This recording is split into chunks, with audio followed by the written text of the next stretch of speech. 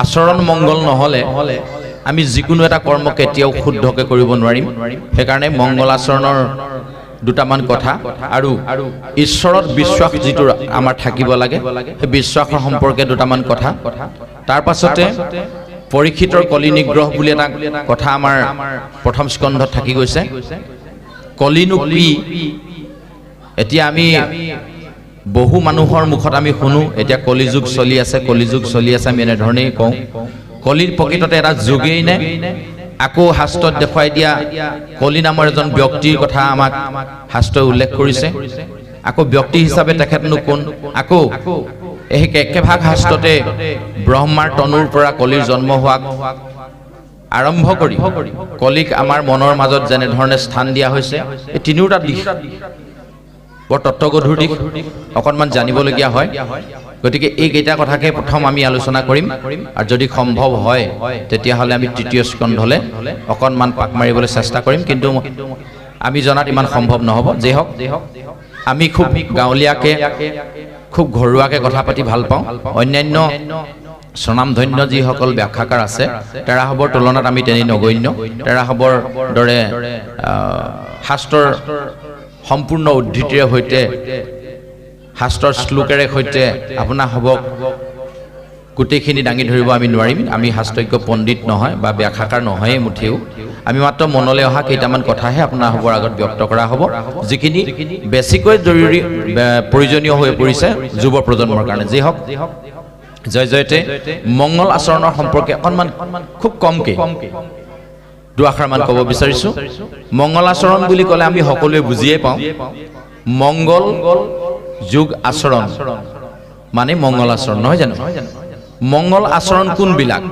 যিবিলাক আচৰণে আনৰ মনত দুখ নিদিয়ে, যিবোৰ আচাৰ আচৰণৰ যোগেদি এজন মানুহক মানুহে ভাল বুলি আখ্যা দিয়ে, সেইটোকে মংগল আচৰণ বুলি এইটো সকলোৱে বুজি পায়।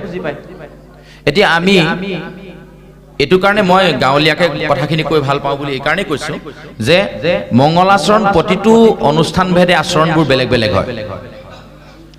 এজন ছাত্ৰৰ কাৰণে মংগল আচৰণ বাহ্যিকভাৱে হ'ব, তেওঁ সময়মতে স্কুল যাব লাগিব, এক, আৰু 2 নম্বৰ তেওঁ ইউনিফৰ্ম পিন্ধি যাব লাগিব। এই দুটা তেওঁ বাহ্যিক আচৰণ। এই দুটা আচৰণ যিজন ছাত্ৰই নকৰিব, সেই আচৰণৰ বাহিৰত থাকিব, তেওঁক কেতিয়াও ছাত্ৰ বুলি গণ্য কৰা নহ'ব। হয়নে নহয়? মন কৰিব কথাটো। এজন স্কুল পঢ়ি থকা বয়সৰ ল'ৰাই দুপৰীয়া 12 বজাত বেগটো লৈ গাঁৱলৈ যোৱা যিকোনো সাধাৰণ এযোৰ পোছাক পিন্ধি যদি গৈ থাকে, আপুনি গম পাব নেকি যে ল'ৰাটো স্কুললৈ গৈছে? কিন্তু সেই একেটা ল'ৰাই যেতিয়া 9 বজাৰ লগে লগে নিৰ্দিষ্ট ইউনিফৰ্মযোৰ পিন্ধি সেই একেটা বেগকে লৈ যাব, তেতিয়া আপুনি নিশ্চয় গম পাব যে ল'ৰাটো স্কুললৈ গৈছে। তাৰমানে আচৰণটোৱে তেওঁৰ প্ৰভাৱটো মানে বুজাই দিলে, বাহ্যিক আচৰণটোৱে বুজাই দিলে যে ল'ৰাজন এজন ছাত্ৰ। ঠিক একেধৰণে এজন শিক্ষকে স্কুলত যেনেধৰণে ল'ৰা ছোৱালীক শাসনৰ সুৰত কথা পাতি বুজাই থাকে, সেই একেজন শিক্ষকে ঘৰলৈ আহিও যদি ল'ৰা ছোৱালীকেইটাক একেধৰণেই ব্যৱহাৰ কৰে, ল'ৰাকেইটাই ভাল পাবনে? বা মানুহগৰাকীয়ে হ'লেও ভাল পাবনে? গতিকে স্কুলত যিটো আচৰণ কৰে, ঘৰত কৰা আচৰণটো বেলেগ হ'ব লাগিব। ঠিক তেনেধৰণে ভাগৱতৰ যিটো আচৰণ, সেইটো এটা বেলেগ ধৰণৰ আচৰণ হ'ব লাগিবই। তেতিয়াহ'লে আমি বুজি লওঁ আহক, ভাগৱতৰ প্ৰতি আমাৰ প্ৰথম আচৰণ কেনে হোৱা উচিত। আমাৰ মনলৈ অহা কথাখিনিকে কোৱা হৈছে যে এইটোৱেই যে সত্য, এনেধৰণে ভাবি নল'ব। যে কথাটো এনেকুৱা হৈছে যে নামঘৰলৈ অহাৰ লগে লগে আজি চাওকচোন, সকলোৱে যিসকল গাভৰুৱে আজি সাধাৰণতে ওলাই গ'লে যিযোৰ সাজ পিন্ধি যায়, সেইযোৰ সাজ পিন্ধি এতিয়া ইয়ালৈ নাই অহা। বা যিজন ডেকা ল'ৰাই আনকালে এনেই ৰাস্তাত ফুৰিবলৈ গ'লে যিযোৰ কাপোৰ পিন্ধি যায়, সেইযোৰ কাপোৰ পিন্ধি ইয়ালৈ অহা নাই। মানে গম পোৱা গৈছে যে ইহঁতে মানে ডেকা ল'ৰাহঁতে বা গাভৰু ছোৱালী কেইজনীয়ে নামক গৃহলৈ গৈছে বা এনেকুৱা ধৰণৰ ভক্তিমূলক অনুষ্ঠান এটালৈ গৈছে। এইটো বাহ্যিক আচৰণ, ঠিকেই কৰিছে। বাহ্যিক আচৰণত তেওঁলোকে পাছ কৰিলে। এতিয়া ভিতৰত যিটো আভ্যন্তৰীণ আচৰণ, সেইটো কি? 1 নম্বৰ কথাটো হ'ল, আভ্যন্তৰীণ আচৰণ শুদ্ধ নোহোৱাৰ কাৰণে আমি ভগৱন্ত ঈশ্বৰ প্ৰভুৰ কৃপাৰ পাত্ৰ হ'ব নোৱাৰোঁ। আভ্যন্তৰীণ আচৰণটো কি? এতিয়া এইটোকে জানি তাৰ পাছতে আমি কলিৰ সম্পৰ্কে অকণমান কথা পাতিম। তে আচৰণৰ ভিতৰত যিটো আভ্যন্তৰীণ আচৰণৰ কথা কোৱা হৈছে, এইটো হ'ল আমাৰ হৃদয়ত বা আমি নেদেখাকে এটা পাত্ৰ আছে, যিটো পাত্ৰ আমি কোনেও আজিলৈকে দেখি পোৱা নাই। সেইটো হৈছে যেনেকে আমি উদাহৰণস্বৰূপে দিব বিচাৰিছোঁ যে এই ল'ৰাটো শিক্ষকৰ বৰ মৰমৰ পাত্ৰ দেই। মাক দেউতাকৰ বৰ শ্ৰদ্ধাৰ পাত্ৰ, মৰমৰ পাত্ৰ, এইটো ক'ত থাকে পাত্ৰ দেখিছো নে নাই?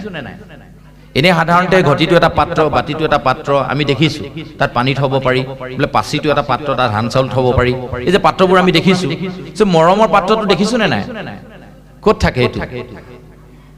বুজি ল'লে সুবিধা হ'ব। মই সেইকাৰণে কৈছোঁ আমাৰ কথাবোৰ নৱপ্ৰজন্মৰ প্ৰতি বেছি জোৰ দি কোৱা হৈছে যে এই পাত্ৰটো আচলতে যদিও অদৃশ্য, আমি বুজি পাওঁ যে হৃদয় নামৰ অন্তৰ নামৰ এডোখৰ ঠাই আছে। ক'ত আছে আমি সেইডোখৰ নিৰ্দিষ্টকৈ দেখুৱাই দিবলৈ আমাৰো দিগদাৰ হ'ব, নহয় জানো? কোনোবাই পাৰিব নেকি হৃদয়খন বোলে এইখিনিতে আছে? নে মানুহে কিছুমানে কৈ দিয়ে হাৰ্টটো যিডোখৰত আছে সেইডোখৰতে হৃদয়খন আছে বুলি কৈ দিয়ে। নহয়, হাৰ্ট মানে হৃদয় নহয়। হাৰ্টটো হৈছে তেজৰ ভাণ্ডাৰ, হৃদয়খন হৈছে নামৰ ভাণ্ডাৰ। হৃদয়ৰ মাজে নামৰ ভাণ্ডাৰ, এনেকে গুৰুজনে ক'ৰবাত লিখিছে, নামত আমি শুনিবলৈ পাইছোঁ।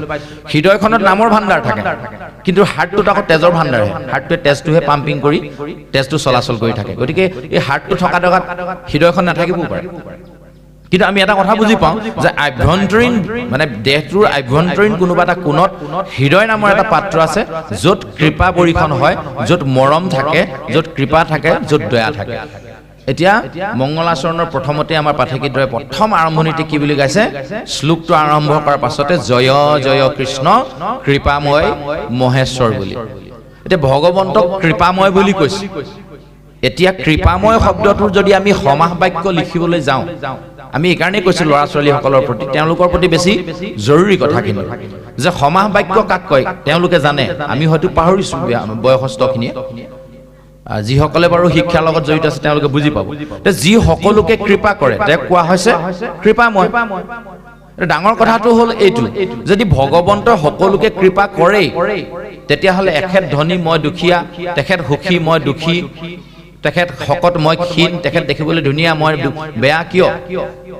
এই তাৰতম্যবোৰ কিয় হৈছে? যদি সমানে ভগৱন্তই সকলোকে কৃপা কৰে তেতিয়াহ'লে সকলো সমান হ'ব লাগিছিল, কিয় নহয়? এতিয়া গণ্ডগোলটো কোনডোখৰত আছে? গণ্ডগোলটো ভগৱন্তৰ কৃপাটোত নাই, গণ্ডগোলটো আছে আমাৰ পাত্ৰটোত।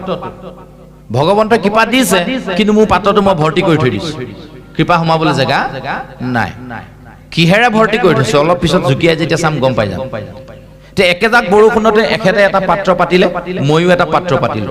এখেতৰ পাত্ৰটোৰ পৰা পানীখিনি চাফা হ'ল, মই পাতি দিয়া পাত্ৰটো পানীখিনি লেতেৰা হ'ল। কিয়? চিধা চিধিকে ধৰিব পাৰিছে চাগে মোৰ পাত্ৰটো লেতেৰা।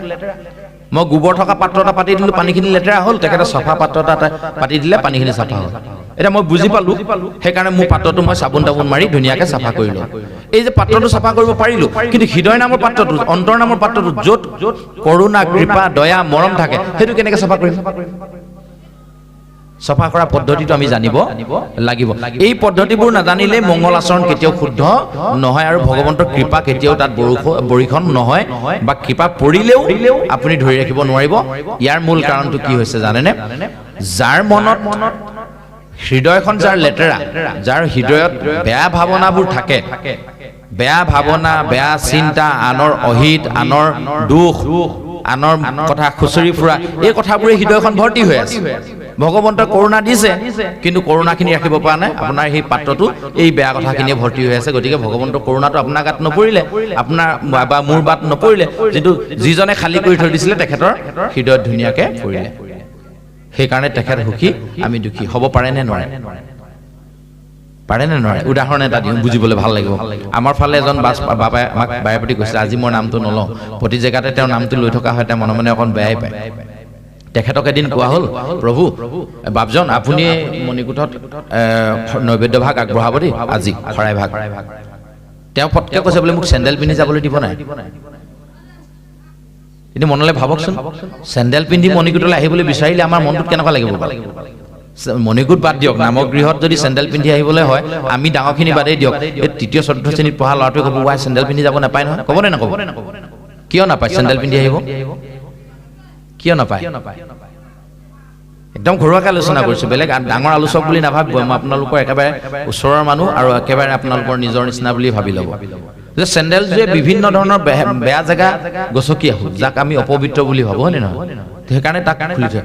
যদি মই খালী ভৰিয়ে ঘৰৰ পৰা আহিলোঁ, এতিয়া মইতো খালী ভৰিয়ে বিভিন্ন অপবিত্ৰ জেগা গচকি আহিলোঁ, একদম ভৰিটো বাহিৰত সলকাই থৈ পাৰিম নে নাই? তাকতো ধুইয়ে সোমাম। তথাপি চেণ্ডেলযোৰক আশ্ৰয় আমি ভিতৰত নিদিওঁ। কিয়?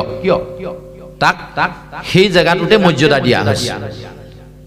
হয়নে নহয় কিন্তু বাহ্যিকভাৱে যেনেকৈ চেণ্ডেলযোৰক আমি লেতেৰা বুলি গণ্য কৰিলোঁ আভ্যন্তৰীণভাৱে মোৰ অন্তৰখন লেতেৰা বুলি গণ্য কৰিব নোৱাৰিলে অন্তৰখন চফা কৰি ভিতৰলৈ সোমাব নোৱাৰিলে তেতিয়াহ'লে কিন্তু ভগৱন্তৰ কৃপা আমি নাপাম তাৰমানে মই কথাকে এইকাৰণে ক'লোঁ যে আমাৰ মনত কি হৈছে এইজনক দেখিলোঁ যেতিয়া হ'লে আৰু গম পাইছেনে এইজনক দেখিলোঁ যেতিয়া হ'লে আৰু আমুকে পাঠ কৰিছে সেইজনে পাঠ কৰিলে শুনিবলৈ মন নাযায়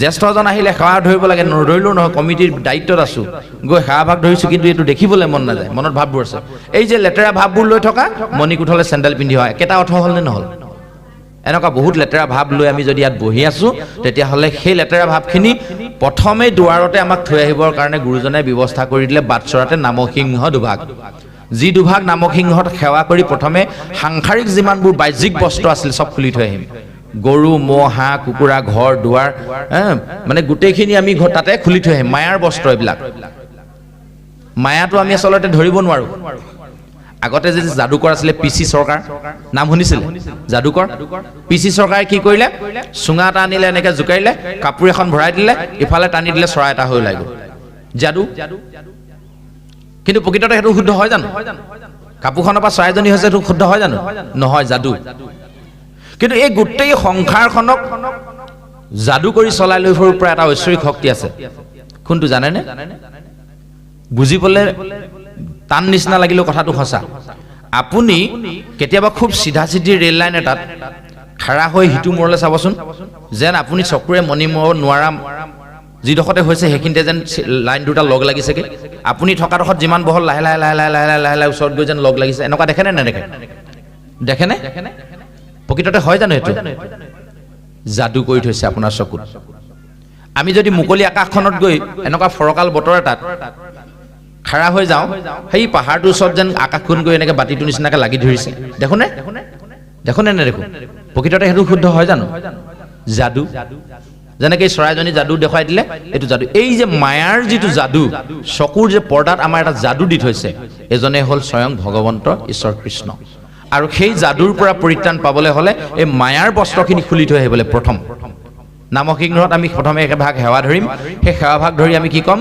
যে আমাৰ যতক যিমান মায়া আছে তাতে আমি এৰি থৈ আহিম তিনি বস্ত্ৰ লৈ নামগৃহলৈ আহিম এটা ডাঙৰ তত্ত্বটো হ'ল যে তেখেতলোকে তিনি বস্ত্ৰ পিন্ধিছে ধুতি চেলেং আৰু গামোচা তিনি বস্ত্ৰ আইসকলে কেনেকৈ তিনি বস্ত্ৰ ল'ব ইয়াত তেতিয়া তেওঁলোক ভকত হ'ব নোৱাৰিবই তেতিয়াহ'লে যিসকলে পাঠ কৰিছে তেখেতলোক ভকত আৰু তিনি বস্ত্ৰ লৈছে ভকত বাকী ইয়াত যিমানবোৰ বহি আছে তেওঁলোক ভকত নহয় এনেকুৱা কৈছে নি গুৰুজনে নাই কোৱা আপুনি আপোনাৰ দেহ মন আৰু বাইক তিনি বস্ত্ৰ লৈ ইয়ালৈ আহক বাকীখিনি থৈ আহক এইটো কথা কৈছে ঘৰৰ চিন্তা টকা পইচাৰ চিন্তা বিভিন্ন ধৰণৰ মায়াখিনি মায়াৰ বস্ত্ৰ আচলতে বস্ত্ৰটোক এইখিনি হ'ল বাহ্যিক বস্ত্ৰ বাহ্যিক বস্ত্ৰ সেইজন মানুহকহে দৰকাৰ হ'ব যিজনৰ মায়াৰ পৰ্দাখন চকুত পৰিব আজি তাৰিখত 3 বছৰীয়া 2 বছৰীয়া শিশু এটাক আপুনি ইয়াৰ পৰা উলংঘ কৰি পঠিয়াই দিয়কচোন সি নেমুগুৰিলৈকে লৈ গুচি যাব লগত যাবনে নাযাব সেইটো আমাক পাৰিব আমিবোৰ সম্ভৱ হ'ব নি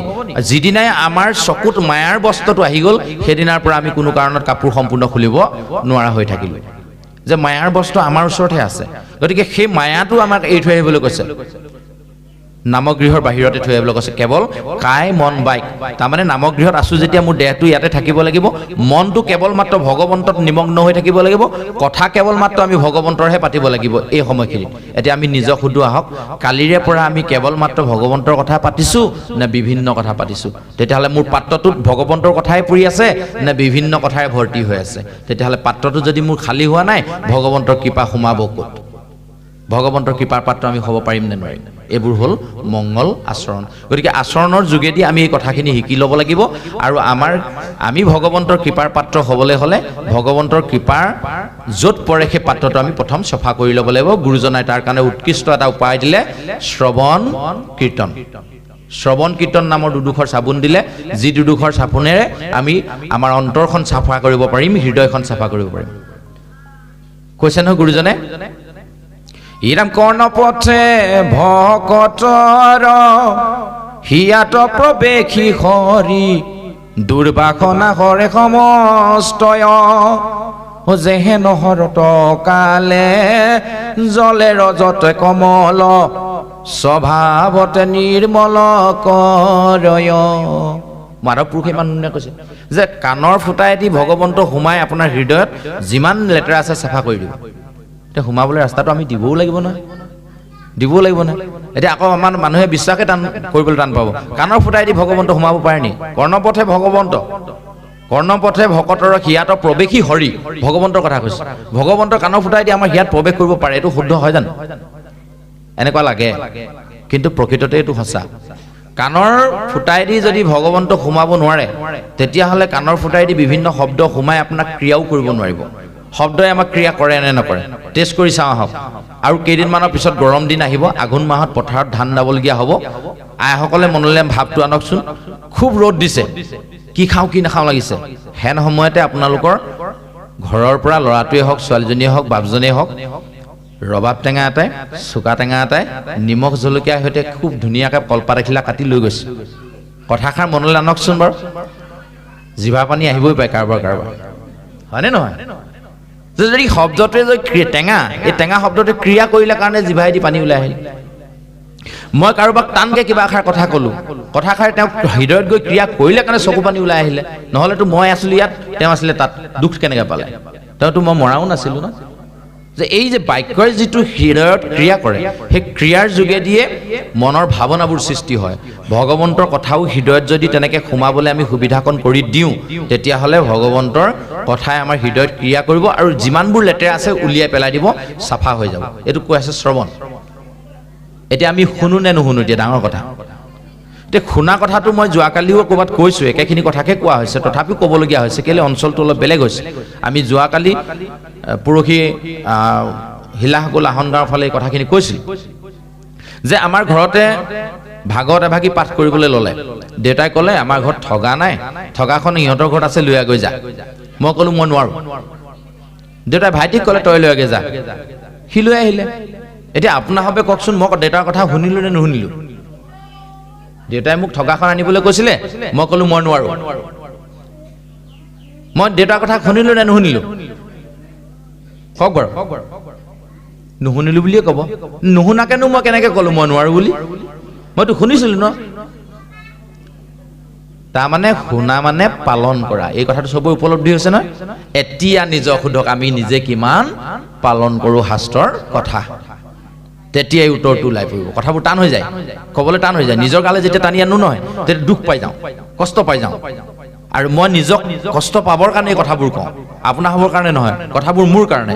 যে আপোনাৰ হ'বক এই কথাখিনি কৈ অলপ পিছতে যদি মই তাৰ ব্যৱহাৰ ব্যতিক্ৰম বিপৰীতটো কৰি দিওঁ, তেতিয়াহ'লে মোৰ স্বৰূপটো ওলাই পৰিব।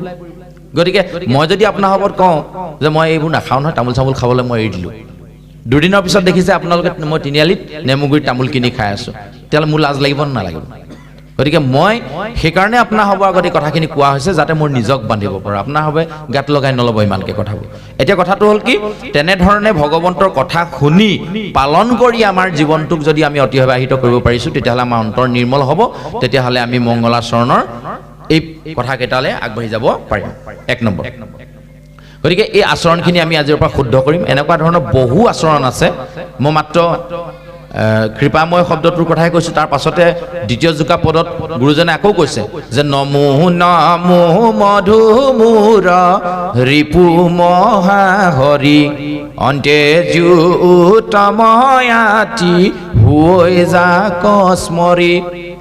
নমো নমো মধু মূৰৰ ৰিপু মহাহৰি বুলি ক'লে। মধু আৰু মূৰ নামৰ দুটা ৰিপুক দমন কৰিছিলে, এই কথাটো আমি ক'তো শুনিবলৈ পোৱা নাছিলোঁ। যদি দেখিছিলোঁ যে মধু আৰু মূৰ নামৰ দুটা দানৱ আছিলে, সেই দানৱ দুটা কৃষ্ণৰ দ্বাৰা নিধন হৈছিলে, নিহত হৈছিলে, এইটোহে জানিছিলোঁ। কিন্তু গুৰুজনাই বৰ চতুৰালিয়ে ইয়াতে আমাক এটা শব্দ ব্যৱহাৰ কৰি দিলে, ৰিপু। ৰিপু মানে কোনবোৰ? কাম, ক্ৰোধ, লোভ, মোহ, দম্ভ, দেশ, অহংকাৰ, এইবোৰ ৰিপু হয়নে নহয়? কাম ৰিপুত দগ্ধ হৈ গৈছে বোলে, খং ৰিপুত জ্বলি পগি উঠিছে, নকয় নি? যে এই ৰিপুবোৰ, ৰিপু আমাৰ মূল দুটা ৰিপু আছে, যি দুটা ৰিপু আমি প্ৰথমেই দমন কৰি ল'ব লাগিব। এই ৰিপু দুটা আমাৰ মূল যি দুটা ৰিপু, যাক দুটা অসুৰৰ লগত তুলনা কৰা হৈছে, এই দুটা নিধন কৰিবলৈ হ'লে আমি কিন্তু ব্ৰহ্মাস্ত্ৰ, আগ্নেয়াস্ত্ৰ বা AK-47 এইবিলাকেদি তাক হত্যা কৰিব নোৱাৰোঁ। এই দুটা ৰিপুক দমন কৰিবলৈ, এই দুটা অসুৰক মাৰিবলৈ হ'লে প্ৰথমে আমি গুৰুগৃহলৈ যাব লাগিব। গুৰু গৃহৰ পৰা দুপাত অস্ত্ৰ আনিব লাগিব, যি দুপাত অস্ত্ৰৰে সেই দুটা ৰিপুক নিধন কৰিব পাৰিম। আৰু এই ৰিপু দুটাক নিধন কৰিবলৈ অনা অস্ত্ৰ দুপাত আনি যদি আমি অকল ঘৰত থৈ দিওঁ তেতিয়াহ'লে তাত মামৰ লাগি যাব। গতিকে মামৰ লাগিবলৈ নিদিবলৈ হ'লে আমি সদায় ৰাতিপুৱা গধূলি তাক ধৰাব লাগিব, ধাৰ দিব লাগিব। ধাৰ দিবৰ কাৰণে আমাক শিল এটাৰ প্ৰয়োজন হ'ব, নহ'ব জানো? শিলত ধাৰ দিব লাগিব। আকৌ শুকান শিলটোত ধাৰ দিলে হ'ব জানো? পানী অকণো লাগিব। আমি যিকোনো পানী দি যিকোনো শিলত কিন্তু ধাৰ দিলে এই অস্ত্ৰ দুপাতৰ ধাৰ নুঠে। কথাখিনি এইটো কাৰণে কৈছোঁ, মন কৰিব। আমি আকৌ ভঙাই দিম, কেলৈ কৈছোঁ যে গুৰু গৃহৰ পৰা অনা এই দুপাত অস্ত্ৰৰ নাম হৈছে শৰণ আৰু ভজন। আমি প্ৰথম এটাই কাম কৰিব লাগিব, যেতিয়াই আমি বুজি পোৱা হৈছোঁ, যেতিয়াই আমি ডাঙৰে আমাক কৈছে যে নামক গৃহত প্ৰাৰ্থনা আভাস কৰিব লাগে, স্কুলে গ'লে স্কুলত প্ৰাৰ্থনা আভাস নকৰাকৈ আমাক কিতাপ পঢ়িবলৈ নিদিয়ে, প্ৰথমে প্ৰাৰ্থনা আভাস আওৰাই লয়। এই যে প্ৰাৰ্থনা কৰিবলৈ যিদিনাই আমি শিকিছোঁ সেইদিনাই আমি প্ৰথম বুজিব লাগিব যে শৰণ আৰু ভজনৰ আমাৰ প্ৰয়োজন হৈছে। শৰণ আৰু ভজন নামৰ দুপাত অস্ত্ৰ যদি আনি ঘৰত থৈ দিওঁ তেতিয়াহ'লে মামৰ লাগি যাব। আমাৰ সমাজত কিন্তু থৈ দিয়া মানুহৰ সংখ্যাই বেছি। আপোনালোকৰ ফালে আছে নাই নাজানো, আমাৰ ফালে শৰণ লৈ থৈ দিয়ে। কোনোবাই যদি সিদ্ধ আভাস বনাবলৈ মানে কয়, হেৰি নহয় তুমি শৰণ ল'লে, এই ল'লো নহয়, কাহানি বাই লৈ থোৱা আছে। কিন্তু তেওঁক যদি সোধা যায় শৰণ মানেনো কি, শৰণৰ মন্ত্ৰষাৰ কওকচোন, ইয়াত থকা সকলোৱেও চাগে আমি সকলোৱে ক'ব নোৱাৰিম শৰণ মানেনো কি। ভজনটোতো বহুত দূৰত, হয়নে নহয়? গতিকে আমি ধাৰ দিয়া নাই। আচলতে এজন মানুহক কোৱা হ'ল বোলে নহয়, হেৰি নহয় আজিচোন আপোনাৰ ONGCত চাকৰি কৰা আজি 20 বছৰে হ'ল, গাড়ী এখনো লোৱা নাই দেখিলোঁ, চলোৱা নাই দেখিলোঁ। এই ল'লোঁ নহয়, 10 বছৰমান হ'ল গাড়ী এখন লোৱা, গম নাপায় নি? বোলে চলোৱা দেখাই নাই, গেৰেজতে আছে। এখন গাড়ী কিবা মূল্য আছে? 10 বছৰ দিন গেৰেজত সোমাই থকা গাড়ীখন লোৱাৰ কিবা মূল্য আছে নি? কোনোদিন যদি ব্যৱহাৰেই নহয়। এই শৰণ বোলা বস্তুটো একেই হৈছে, আমি ল'ব লাগে কাৰণে লওঁ। আমাক মা দেউতাই ক'লে তোৰ এতিয়া বিয়া বাৰু বয়স হৈছে, শৰণটো লৈ ল, নহ'লে আকৌ ভকতে তহঁতৰ দ্বাৰা চাহ তাহ নাখাব নহয়। চাহ নাখালে কাৰণেহে আমি শৰণ ল'লোঁ, তাৰমানে এইটো চাহৰহে শৰণ। মন কৰিবচোন, হয়নে নহয়? তাৰপিছত আকৌ ভজন নল'লে সিদ্ধমুঠি নল'ব নহয় ভকতে আমাৰ পৰা। গতিকে ভাতৰ শৰণ, ভাতৰ ভোজনটো ল'লোঁ, চাহৰ শৰণ, ভাতৰ ভোজন। আমাৰ ফালেতো বহুত দিনৰ পিছত শৰণ ভোজন বুলিয়ে কয়। তাৰমানে সিদ্ধমুঠি নলয় যে সেইকাৰণে ভজনৰ ঠাইত ভোজন হ'লগৈ। কথাটো আচলতে সেইখিনিত নহয়। ভগৱন্তৰ ওচৰত আমি শৰণ ল'ব লাগিব। 1 নম্বৰ কথা, যিজন ঈশ্বৰৰ অবিহনে আমি খন্তেক মুহূৰ্ত এই পৃথিৱীত জীয়াই থকা সম্ভৱ নহয়। বিশ্বাস কৰে নে নকৰে নাজানো, ভগৱন্তই যুগে যুগে অৱতাৰ লয় বুলি আমাক শাস্ত্ৰই কৈছে। এতিয়াও অৱতাৰ ভগৱন্তৰ হৈয়ে আছে, আমিহে বুজি পোৱা নাই। সেইখিনিকে অকণমান পাতি লওঁ, তাৰপিছতে কলিকণ আৰম্ভ কৰি হয়তো সামৰি দিবলগীয়াও হ'ব পাৰে। সময় খুব কম হ'ব যে, পাঠো চলিব লাগিব। যে হওক, ভগৱন্তই কেতিয়া অৱতাৰ ল'ম বুলি কৈছিলে? আমি এটা সময়ত মহাভাৰত চাইছিলোঁ নহয় খুব সময়, যেতিয়া গাঁওখনত খুব বেছি 1ঘৰমান মানুহত টিভি আছিলে, গোটেই অঞ্চলটোত 3টামান টিভি থাকে। ৰামায়ণ মহাভাৰত তেতিয়া দিছিলে। আমি কিমান দৌৰি যাওঁ। আৰু কোনোবাইতো সেই যিদিনা দিব দেওবাৰৰ দিনা একদম মানে চোতালত টিভি উলিয়াই দিয়ে, তাকো এটা এণ্টেনা পকাই থাকিবলগীয়া, সি চাবলৈ নাপায়। আগত সেই এণ্টেনা পকোৱাৰ দিন আছিল, এতিয়াতো ল'ৰা ছোৱালীবোৰ বুজিও নাপায়। তেতিয়া মহাভাৰতৰ একদম আৰম্ভণিতে গাইছিলে কি, য়দা য়দা হি ধৰ্মস্য গ্লানিৰ্ভৱতি ভাৰত অভ্যুত্থানম অধৰ্মস্য তদাত্মানম সৃজাম্যহম পৰিত্ৰাণায় সাধূনাম বিনাশায় দুষ্কৃতম ধৰ্ম সংস্থাপনাৰ্থায় সম্ভবামি যুগে যুগে। হয়নে? ইমান ধুনীয়াকৈ কৈছে চাওকচোন। যেতিয়াই অধৰ্মৰ প্ৰাদুৰ্ভাৱ হ'ব, ধৰ্ম বিনাশ হ'ব, যেতিয়াই অশান্তি অসূয়া অপ্ৰীতি বাঢ়িব, তেতিয়াই ভগৱন্তই দুষ্টক দমন, শান্তক পালন কৰিবৰ কাৰণে এই ধৰাধামত আহিব। এতিয়াও ভগৱন্ত আছে, এই কথাটো বিশ্বাস আমি খালি কৰিব পৰা নাই। আমি কেতিয়া বিশ্বাস কৰোঁ চাবচোন, যেতিয়া ভগৱন্তৰ নাম আমাৰ সাধাৰণতে মুখত নোলায়। কেতিয়া ওলায় মন কৰিবচোন। কেতিয়াবা মই যদি আজি মানুহমাৰী ৰিজাৰ্ভ বা খুব ডাঙৰ জংঘল এখনৰ মাজত ৰাতি 12টা বজাত অকলে অকলে যাবলগীয়া হ'ল, সেই সময়ত ভগৱানৰ নাম ল'বলৈ মোক কোনোবাই শিকাব নালাগে আকৌ, ভগৱন্তৰ নাম ল বুলি মোক ক'ব নালাগে আকৌ। কিমান বাৰ কৃষ্ণ কৃষ্ণ কৃষ্ণ কৃষ্ণ ৰাম ৰাম ৰাম ৰাম ৰাম ৰাম ৰাম ৰাম বা ভগৱন্তৰ কিমান প্ৰাৰ্থনা আৰু ৰাম ভুলে শুদ্ধে ঠিক নাই, হাবি সিপাৰ নোপোৱালৈকে বেলেগ ইমানকণো মনলৈ ভাৱ নাহে, অৱস্থা হ'ব নহ'ব মন কৰিব, কিবা কাৰণত নালাগে বা হাবিলে যাব। এই পথাৰখনৰ মাজেদি আপোনালোক কোনোবা এগৰাকী ৰাতি 12টা বজাত এইপাৰৰ পৰা সিপাৰলৈ যাব বাৰু, এইপাৰৰ পৰা সিপাৰ কেতিয়া গৈ গম পালেগে আপুনি গম নাপাব, আৰু সিমান বাৰ আপুনি ভগৱন্তৰ নাম লৈ থাকিব যিমান বাৰ আপোনাৰ ইয়াত সময়খিনি দৰকাৰ হয়, যিমান খোজ আপুনি ইয়াত দিব, ল'বনে নল'ব ভাবকচোন এবাৰ মনলৈ। কিন্তু যেতিয়া আমি সুখত থাকোঁ, যেতিয়া আনন্দত থাকোঁ, যেতিয়া বিয়া ঘৰত থাকোঁ, যেতিয়া খেল এখন চাই থাকোঁ, যেতিয়া চিৰিয়েলখন চাই থাকোঁ, তেতিয়া ভগৱানলৈ মনত পৰে নি আমাৰ? গতিকে আমি যেতিয়ালৈকে নিজক সংশোধন নকৰিম তেতিয়ালৈকে কিন্তু আমাৰ কোনো কাৰণত ভগৱন্তৰ কৃপাৰ আমি পাত্ৰ হ'ব নোৱাৰিম। কেতিয়াও শৰণ সম্পূৰ্ণ নহ'ব। শৰণ মানে হৈছে আশ্ৰয়, অন্য একো নাই। শৰণ মানে আশ্ৰয়। ক'ত আশ্ৰয় ল'ম আমি? বৰষুণৰ পৰা বাচিবৰ কাৰণে ঘৰটোত আশ্ৰয় লৈছোঁ, ভোকৰ পৰা বাচিবৰ কাৰণে ভাতৰ আশ্ৰয় লৈছোঁ, ঠাণ্ডাৰ পৰা বাচিবৰ কাৰণে কাপোৰৰ আশ্ৰয় লৈছোঁ, হয়নে নহয়? আন্ধাৰৰ পৰা বাচিবৰ কাৰণে লাইটৰ আশ্ৰয় লৈছোঁ। ঠিক তেনেধৰণে এই যে জন্ম মৃত্যুৰ যিটো আমি যে গতানুগতিকভাৱে চলি আছে, এই মৰিছোঁ, এই জন্ম হৈছোঁ, এই গৰু ছাগলী জন্ম হৈছে, এই হাঁহ কুকুৰা জন্ম হৈছে মৰিছে, মানুহ জন্ম হৈছে মৰিছে, এই যে জন্ম মৃত্যুৰ যিটো পাকচক্ৰ, এই পাকচক্ৰৰ পৰা পৰিত্ৰাণ পোৱাৰ, আত্মাটোক স্থান দিয়াৰ একমাত্ৰ স্থানডোখ হৈছে ভগৱন্ত কৃষ্ণ, ঈশ্বৰৰ। গতিকে ঈশ্বৰৰ ওচৰত আমি আশ্ৰয় ল'ব লাগিব। কেলে? এই দেহটো যেতিয়া মই এৰি দিম, আত্মাটো ঠাই দিবলৈ জেগা মাত্ৰ কেৱল মাত্ৰ পৰমেশ্বৰ, পৰম পিতা, পৰম ব্ৰহ্ম ঈশ্বৰ কৃষ্ণ, তেওঁৰ বাহিৰে আৰু কোনো আশ্ৰয় দিব নোৱাৰে। গতিকে প্ৰথম আশ্ৰয় ল'ব লাগিব ভগৱন্তৰ ওচৰলৈ। কিন্তু সেই ভগৱন্তৰ ওচৰলৈ যাবলৈ হ'লে আপুনি প্ৰথমে এজন গুৰু বিচাৰিব লাগিব। প্ৰথমে ল'ব লাগিব গুৰুত শৰণ, তাৰপিছতে গুৰুৱে চিনাই দিব সেইজন দেৱ, যিজন দেৱৰ ওচৰত আপুনি শৰণ ল'ব। কৃষ্ণ একদেৱ দুখহাৰী কাল মায়াদিৰো অধিকাৰী, কৃষ্ণ বিনে শ্ৰেষ্ঠ দেৱ নাহি নাহি আন। গতিকে আন দেৱতাত আমি মানে আশ্ৰয় নলওঁ, আমি কৃষ্ণ দেৱত আশ্ৰয় ল'ম, মূল দেৱ তেওঁৱে, এই বুলি গুৰুৱে আমাক দেৱ চিনাই দিব। তাৰপিছত সেই দেৱক ক'ত পাম? নামৰ মাজত পাম। আৰু সেই নাম ক'ত পাম?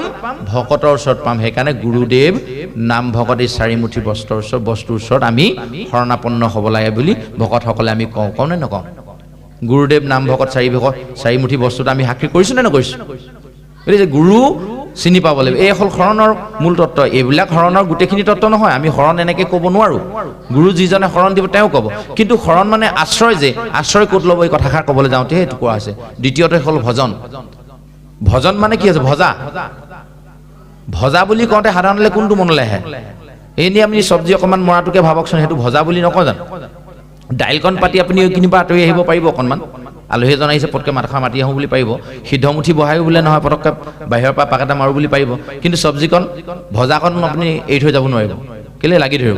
ভজাকণ অহৰ্নিশে লৰাই থাকিব লাগিব। যেনেকৈ ভজাখন এৰি থৈ যাব নোৱাৰি, তেনেকৈ কৃষ্ণকো আমি এৰি থৈ যাব নালাগিব। তেতিয়াহে কৃষ্ণক ভজনাটো সম্পূৰ্ণ হ'ব। এটা ডাঙৰ কথা হ'ল, কৃষ্ণ কেনেকৈ এৰি থৈ যাম, কেনেকৈ লগত লৈ থাকিম সদায়? একো ডাঙৰ কথা নহয়, একো ডাঙৰ কথা নহয়, একদম সহজ। কৃষ্ণ অৰ্জুনে কৈছিলে, অৰ্জুনক এটা কথাই ক'লে, যেতিয়া 17 অধ্যায় গীতা শেষ হৈ গ'ল, 18 অধ্যায় গীতা শেষ হৈ গ'ল, তেতিয়া কৃষ্ণই ক'লে যে তুমি চব বাদ দিয়া, মই আগতে যিমান কৰ্মযোগ, সাংখ্য যোগ, জ্ঞান বিজ্ঞান যোগ, ভক্তি যোগ যি ক'লো চব বাদ দিয়া, এটাই কাম কৰা, তুমি মনটো মোক দি দিয়া। অৰ্জুনে ক'লে সৰ্বনাশ কথা কৈছা তুমি, এইটো মনটো এটাতকৈ ডাঙৰ বস্তু, যিটো মানে ধৰি ৰাখিবলৈ দিগদাৰ, এইটো মই কেনেকৈ দি দিম? এইটো সম্ভৱ হ'ব জানো? তেতিয়া তেওঁ কৈছে যে নহয়, মনটো যদিও বা চঞ্চল, ই আটাইতকৈ পাতল বস্তু, তাক জ্বলে তোলে লৈ যাব পাৰি। আৰু মনটো আটাইতকৈ পৃথিৱীৰ গধুৰ বস্তু, যিটো ডাঙৰ বুলিলে দাঙিব নোৱাৰি। ৰাতিপুৱা এনেকুৱা ঠাণ্ডা বতৰত বৰষুণ দি আছে, চিপকে কাপোৰখন লৈ শুই এনে মজা লাগিছে, মোৰ উঠিবলৈ মন নাই যোৱা, আপোনাক কোনো তুলিব নোৱাৰে। মন নাই যোৱা বুলি ক'লে তুলিব নোৱাৰে, মনটো বহুত গধুৰ। কিন্তু মনটো ইমানেই পাতল, মই কাইলৈ গুৱাহাটীলৈ যাম বুলি কৈ দিয়াৰ লগে লগে পেহী ঘৰ সেই একদম মানে পাকঘৰৰ চুকত কোনটো বৈয়ামত কি মিঠাই আছে ইয়াৰ পৰা দেখি পালে। কাইলৈ ৰাতি পুৱাবলৈ বাকীয়ে আছে, কাইলৈ যাবহে আপুনি, গাড়ীৰ টিকেট কটাই নাই, কিন্তু মন গৈ আপোনাৰ পাকঘৰ চুক পাই গ'ল, ইমানেই পাতল, হয়নে নহয়? গতিকে ইয়াক কণ্ট্ৰল কৰিবলৈ এটাই বুদ্ধি আছে। আমি উদাহৰণ চাব দেই, এগৰাকী মাতৃয়ে তাৰ থুপুক থাপাককৈ খোজ কঢ়া ল'ৰাটোক চোতালত মেলি দি ধান বহাই আছে, ধান ৰ'দত মেলি আছে, আৰু কিনাৰতে এটা খালো আছে, চেওৰা নাই, আৰু সেন সময়তে ভকত দুজন মানুহ আহিছে। মানুহগৰাকীয়ে কি কৰিছে, এইফালে ধানো মেলি থৈছে, এইফালে ধান ফাটিব পৰিব, সেইটোও মন কৰি আছে, লগতে কি কৰি আছে, তামোলো কাটিছে ভকতলে, কিন্তু ধ্যানটো ল'ৰাটোত আছে, পটকৈ কেনিবা সেইফালে গৈ জুই ঠাইত ভৰাই দিব নেকি, হয়নে নহয়? চাবচোন, আইগৰাকীয়ে কাঁহী বাতি ধুই আছে, ঘপকৈ ভিতৰত ল'ৰাটোৰ মাত শুনিলে একদম কাঁহী বাতি তাতে পেলাই আহি বিচনাত পাই যাবি, নহ'লে আকৌ বাগৰ মাৰি দিলে পৰিব যে। মনটো ক'ত আছে? চাওক, কাঁহী বাতি ধুই আছে, কামটো কৰি আছে, মনটো ক'ত আছে? কেঁচুৱাটো। ঠিক তেনেধৰণে আমাৰো মনটো তেনেকৈ ঈশ্বৰৰ প্ৰতি আমি ধাৱমান কৰি ল'ব পাৰোঁ। আমি কিন্তু নকৰোঁ, অভ্যাস নাই। গতিকে অভ্যাস এটা কৰিবৰ কাৰণে আমি অকণমান অনুৰোধ জনাইছোঁ যে ৰাতিপুৱা শুই উঠি ঘপকৈ উঠি গুচি নাযাব। আমাৰ কেইটামান বস্তু ভগৱন্তই গধূলি যেতিয়া আমি শুওঁ আমাৰ পৰা লৈ লয়, আৰু সেই বস্তুকেইটা যদি কেনেবাকৈ ঘূৰাই নিদিয়ে নহয় ঈশ্বৰ ভগৱন্তই, তেতিয়াহ'লে আমি টোপনিতে থাকি গুচি যাম। কি কি জানেনে? ৰূপ, ৰস, গন্ধ, স্পৰ্শ আৰু শব্দ, এই 5 তন্মাত্ৰ বুলি শাস্ত্ৰই আখ্যা দিছে। এই 5টা তন্মাত্ৰ ভগৱন্তই আমাৰ পৰা লৈ লয়। উদাহৰণ, চকুৰ দৃষ্টিশক্তি, ৰূপ, ৰস, গন্ধ, স্পৰ্শ, শব্দ। আপুনি ৰূপটো যে দেখি আছিলে, কিতাপ এখন লৈ আছিলে বা মোবাইলটোৱে চাইছিলে, আজি এইখন মোবাইলে চাই থাকে, মোবাইলটো চাই থাকোঁতে টোপনি ধৰিলে, তেতিয়া মানে চকুৰ দৃষ্টিশক্তিটো আপোনাৰ নাইকিয়া হৈ গ'ল, মোবাইলটো চায়ে আছিলে, হয়নে নহয়? তাৰপাছত আপুনি দেখিব নি টোপনি ধৰাৰ পিছত? নেদেখে। দৃষ্টিশক্তিটো ভগৱন্তই লৈ ল'লে আপোনাৰ পৰা। লগে লগে কিন্তু কাণৰ শুনা শক্তিটো লৈ ল'লে নে নল'লে? সেইটো সময়ত যদি অলপ আগলৈকে আপোনাৰ এই ওচৰতে কিবা গান এটা বাজিছিলে, ওচৰত মায়ে টিভি চাই আছিলে, টিভিত শব্দটো শুনি আছিলোঁ, টোপনি অহাৰ লগে লগে শব্দ নুশুনা হৈ গ'ল, হয়নে নহয়? নাকৰ গন্ধত যিটো শক্তি, ঘ্ৰাণ শক্তিটো, এইটো লৈ ল'লে। কেতিয়া চাব দেই, যিজনৰ লগত শুইছিলোঁ খুব লেতেৰা পাতিছে বোলে, ইছৰাম কেনেকৈনো শুবিও তোৰ লগত ইমান গোন্ধাইছে। তাৰ পাছত যদি সি বিচনাতে পায়খানাও কৰি দিছে, আপুনি গম নাপায়। যেতিয়া টোপনি ধৰিলে পাব নি? পিছদিনা সাৰ পোৱাৰ লগে লগে গম পাব, কিন্তু আপুনি শুই থকা অৱস্থাত আপুনি কেতিয়াও গম নাপায়। তাৰমানে নাকৰ গন্ধ শক্তিটোও ভগৱন্তই লৈ ল'লে। এই 5টা বস্তু যদি ৰাতিপুৱা মোক ঘূৰাই নিদিয়ে, চকু মেল খাব নাখাব? কোনে দিলে এই 5টা বস্তু? নিজে নিজে নাইকিয়া হৈ গ'ল, নিজে নিজে গুচি আহিলে। আমি নিজে নিজে বুলি ভাবি লওঁ, নহয়, নিজে নিজে এটা ঐশ্বৰিক শক্তি আছে যিটোৰ তাৰণত আমি এনেধৰণে চলি আছোঁ। গতিকে শুই উঠিয়ে বিচনাত চিধা তেওঁক ক'ব, কৃষ্ণ প্ৰভু, এই যে তুমি যে সাৰ পোৱাই দিলা কাৰণে সাৰ পালোঁ। এই মাতষাৰ মাতিবলৈ আমাৰ সময় অকণমান হ'ব লাগে, কিন্তু আমাৰ ততাতৈয়া হয়, চেপাটো পাতি থৈ আছিল, তাত আজি ডাঙৰ বৰষুণ দিলে উটুৱাই লৈছে যদি ঠিক নাই, চিধা সাৰ পোৱাৰ লগে লগে দৌৰ মাৰি দিলোঁ তালৈ। চেপা জিন্দগীত বিচাৰি নাপাব যদি ভগৱন্তক নকয়, হয়নে নহয়? এইবোৰ আমি কৰিব লাগে। এইবোৰ চব মানে কি মংগল আচৰণৰ ভিতৰতে পৰে, এইবোৰ ভজনৰ ভিতৰতে পৰে, শৰণ ভজন, ভগৱন্তক অহৰ্নিশে ভজা। ভগৱন্তৰ লীলাভূমি ভাগত ভৰি নিদিলে বিচনাৰ পৰা নামি মোৰ ভৰি থ'বলৈ জেগা নাই। কৃষ্ণ, তোমাৰ লীলাভূমিতে মই ভৰি ধৰিছোঁ, দুখিত নধৰিবা, হয়নে নহয়? এইটো ক'বলগীয়া যুক্তি হয়নে নহয়? কাৰোবাৰ বাৰী এখনত যদি মই সোমাওঁ, নুসুধাকৈ যদি সোমাওঁ, মোক কি বুলি ক'ব? সোমালোৱে যদি মই বেঙেনাটো ছিঙি ল'লোঁ, তেওঁ মোক কি বুলি ক'ব? ভাবকচোন, হয়নে নহয়? মই তেওঁ প্ৰথম কথা হ'ল কি, কাৰোবাৰ বাৰীখনত সোমাওঁতে মই সুধি সোমাব লাগিব। আৰু বেঙেনাটো ছিঙিবৰ সময়ত মই কৃষ্ণ বুলি ছিঙিব লাগিব। কেলে? বেঙেনাজোপাৰ ৰখীয়া হয় তেওঁ, বাৰীখনত সোমাওঁতে তেওঁ বাৰীখনত মই সুধিব লাগিব মই সোমাওঁনে? কেলে? বাৰীখনৰ ৰখীয়া এজন আছে। ফলটো ছিঙোতে কৃষ্ণ বুলি কৈ ছিঙিব লাগিব। কেলে? ফলজোপাৰ, গছজোপাৰ মালিক আছে। ঠিক এই কথাবোৰ আমি কোনোদিনে ভবাই নাই। ৰাতিপুৱা শুই উঠি যে ঠাণ্ডা পানীকণ যে লৈছোঁ মুখখন ধুবৰ কাৰণে, পানীকণ মোৰ নিজৰ নহয়। আমি আকৌ ক'লে কৈ দিব, কেনেকৈ নিজৰ নহয়? মই টিউবেল পুতি নিজে উলিয়াই লৈছোঁ। টিউবেল পুতিহে উলিয়াই লৈছে আপোনাৰ নিজৰ পানীকণ বুলি ক'বলৈ। সেই পানীকণ যদি পাতালত নাথাকেই, যদি পৃথিৱীত পানী বোলা বস্তুটো ভগৱন্তই নিদিয়েই, আমি নিজে নিজে পানী সৃষ্টি কৰিব পৰা বিজ্ঞানৰ শক্তি আছেনে নাই? বিজ্ঞানে আৱিষ্কাৰ কৰিছে, পানীৰ মাজত অক্সিজেন আছে, পানীৰ মাজত অম্লজান আছে, বায়ুত অম্লজান, অক্সিজেন কিবা কিবি আছে, এইটো আৱিষ্কাৰহে কৰিছে। বায়ু বোলা বস্তুটো পৃথিৱীত বিজ্ঞানে দি দিব নোৱাৰে নহয়, ভগৱন্তই দিছে। তাৰমানে এই পঞ্চতন্মাত্ৰ, পঞ্চতন্ত্ৰ, এই পঞ্চভূ মানে কি? পঞ্চভূ বুলি ক'লে মাটি, পানী, বায়ু, আকাশ আৰু জুই, এই 5টা বস্তু। তাপ, জুই মানে তাপ বুজাইছে। এই 5টা বস্তু বিজ্ঞানে নিজে সৃষ্টি কৰিব নোৱাৰে, আৱিষ্কাৰ কৰিব পাৰিব। এই 5টা বস্তু ভগৱন্তই দিছে। গতিকে তেনেহেন ভগৱন্তৰ জনক যদি আমি চিন্তা নকৰোঁ, তেতিয়াহ'লে নহ'ব। আপোনাৰ হবে ভাবি চাওক যে যদি ভগৱন্তই নিদিয়ে, মই শুওঁ বুলি পাৰি লোৱা বিচনাখনতো শুব নোৱাৰোঁ, আৰু যদি ভগৱন্তই নিদিয়ে, এই খাওঁ বোলা ভাতখিনি বাঢ়ি ল'লেও খাবলৈ নাপাবও পাৰোঁ। উদাহৰণ আমাৰ ফালে আছে এজন, আজি প্ৰায় এবছৰ খোৱাই নাই। ৰাতিপুৱা বজাৰলৈ গ'ল, দেওবৰাই পঠালিগড় বজাৰ কৰি মোনাটো আনি আইগৰাকীক দিলে, বোলে কিবা কিবি অলপ লৈ আহিছোঁ, মাছ অকণো লৈ আহিছোঁ, বনাবা। এই ল'ৰাকেইটাই বোলে মটৰটো লগাব পৰা নাই, পুখুৰীটো সিঁচিব বিচাৰিছে, কিনো হৈছে মই এবাৰ চাই আহোঁ। এই বুলি কৈ মটৰটোত ছুইচ দি দিলে, একেটা ছুইচতে ওপৰলৈ গ'লগৈ, শ্বৰ্ট চাৰ্কিট হ'ল।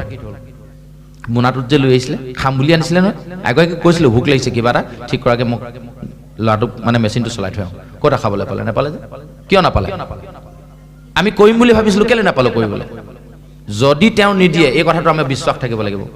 আমাৰ মানুহবোৰ এনেকুৱা হয়, মানুহজনে চাকৰিৰ জীৱনত টকা ঘটিলে, বিচাৰি বিচাৰি গোটেই পাহাৰ বগাই বগাই একদম 1 নম্বৰ তিতা চাফা কাঠ আনি মিস্ত্ৰীক তাগাদা দিছে যে এইখন বিচনাত মই শুম, গতিকে বিচনা কোনো কাৰণত খেলি মেলি হ'ব লাগিব, একদম ধুনীয়াকৈ বনাব লাগিব, টিপটপ বিচনা হ'ব লাগিব, এইটো ডিজাইনৰ হ'ব লাগিব, কাঠ মই ইমানৰ পৰা আনিছোগৈ বিচাৰি, ইমান যিমান টকা লাগে সিমান দিম, তাগাদা দি দি দি দি দি দি বিচনাখন বনালে। এদিনত গৈ বিচনাখন সম্পূৰ্ণ হ'ল। বিচনাখন জেগাত থৈ নতুন তোচক নতুন বিচনা চাদৰ কিনি মেলি সেইখন বিচনাত তেওঁ এটা শোৱাৰ পৰিকল্পনাৰ কাহিনী বাৰ আছিলে। কিন্তু গাটো ধুই শুবলৈ বুলি যাওঁতে বাথৰুমতে ঘপকৈ মানুহটো ঢাল খাই গ'ল। কি হ'লনো বুলি লৰালৰিকৈ মানুহে ডক্টৰ ঘৰলৈ লৈ হাৰ্ট এটেক হ'ল। ঘূৰি আহি ৰাতি 11টা বজাত খবৰ পাইছে মানুহ নাই। ঘৰ আনি যেতিয়া পোৱালে এগৰাকী একদম হিয়ালি জিয়ালিকৈ কান্দিছে, ঐ মানুহটোৱে ইমান কষ্ট কৰি কাঠ আমুকৰ পৰা আনিলেগৈ, বিচনা চাদৰ নতুনকৈ কিনি আনিলে, তুলি তোচক নতুনকৈ কিনি আনিলে, অকণমান সময়ো শুবলৈ নাপালে, বিচনাখনত কাটি হ'বলৈকে সুবিধা নাপায়, অকণমানটো শুবলৈ দে, দিবনে? গাঁৱৰ ৰাইজে ক'ব নহয়, নাপায় নহয়, চোৱা হ'ল। কয়নে নকয়?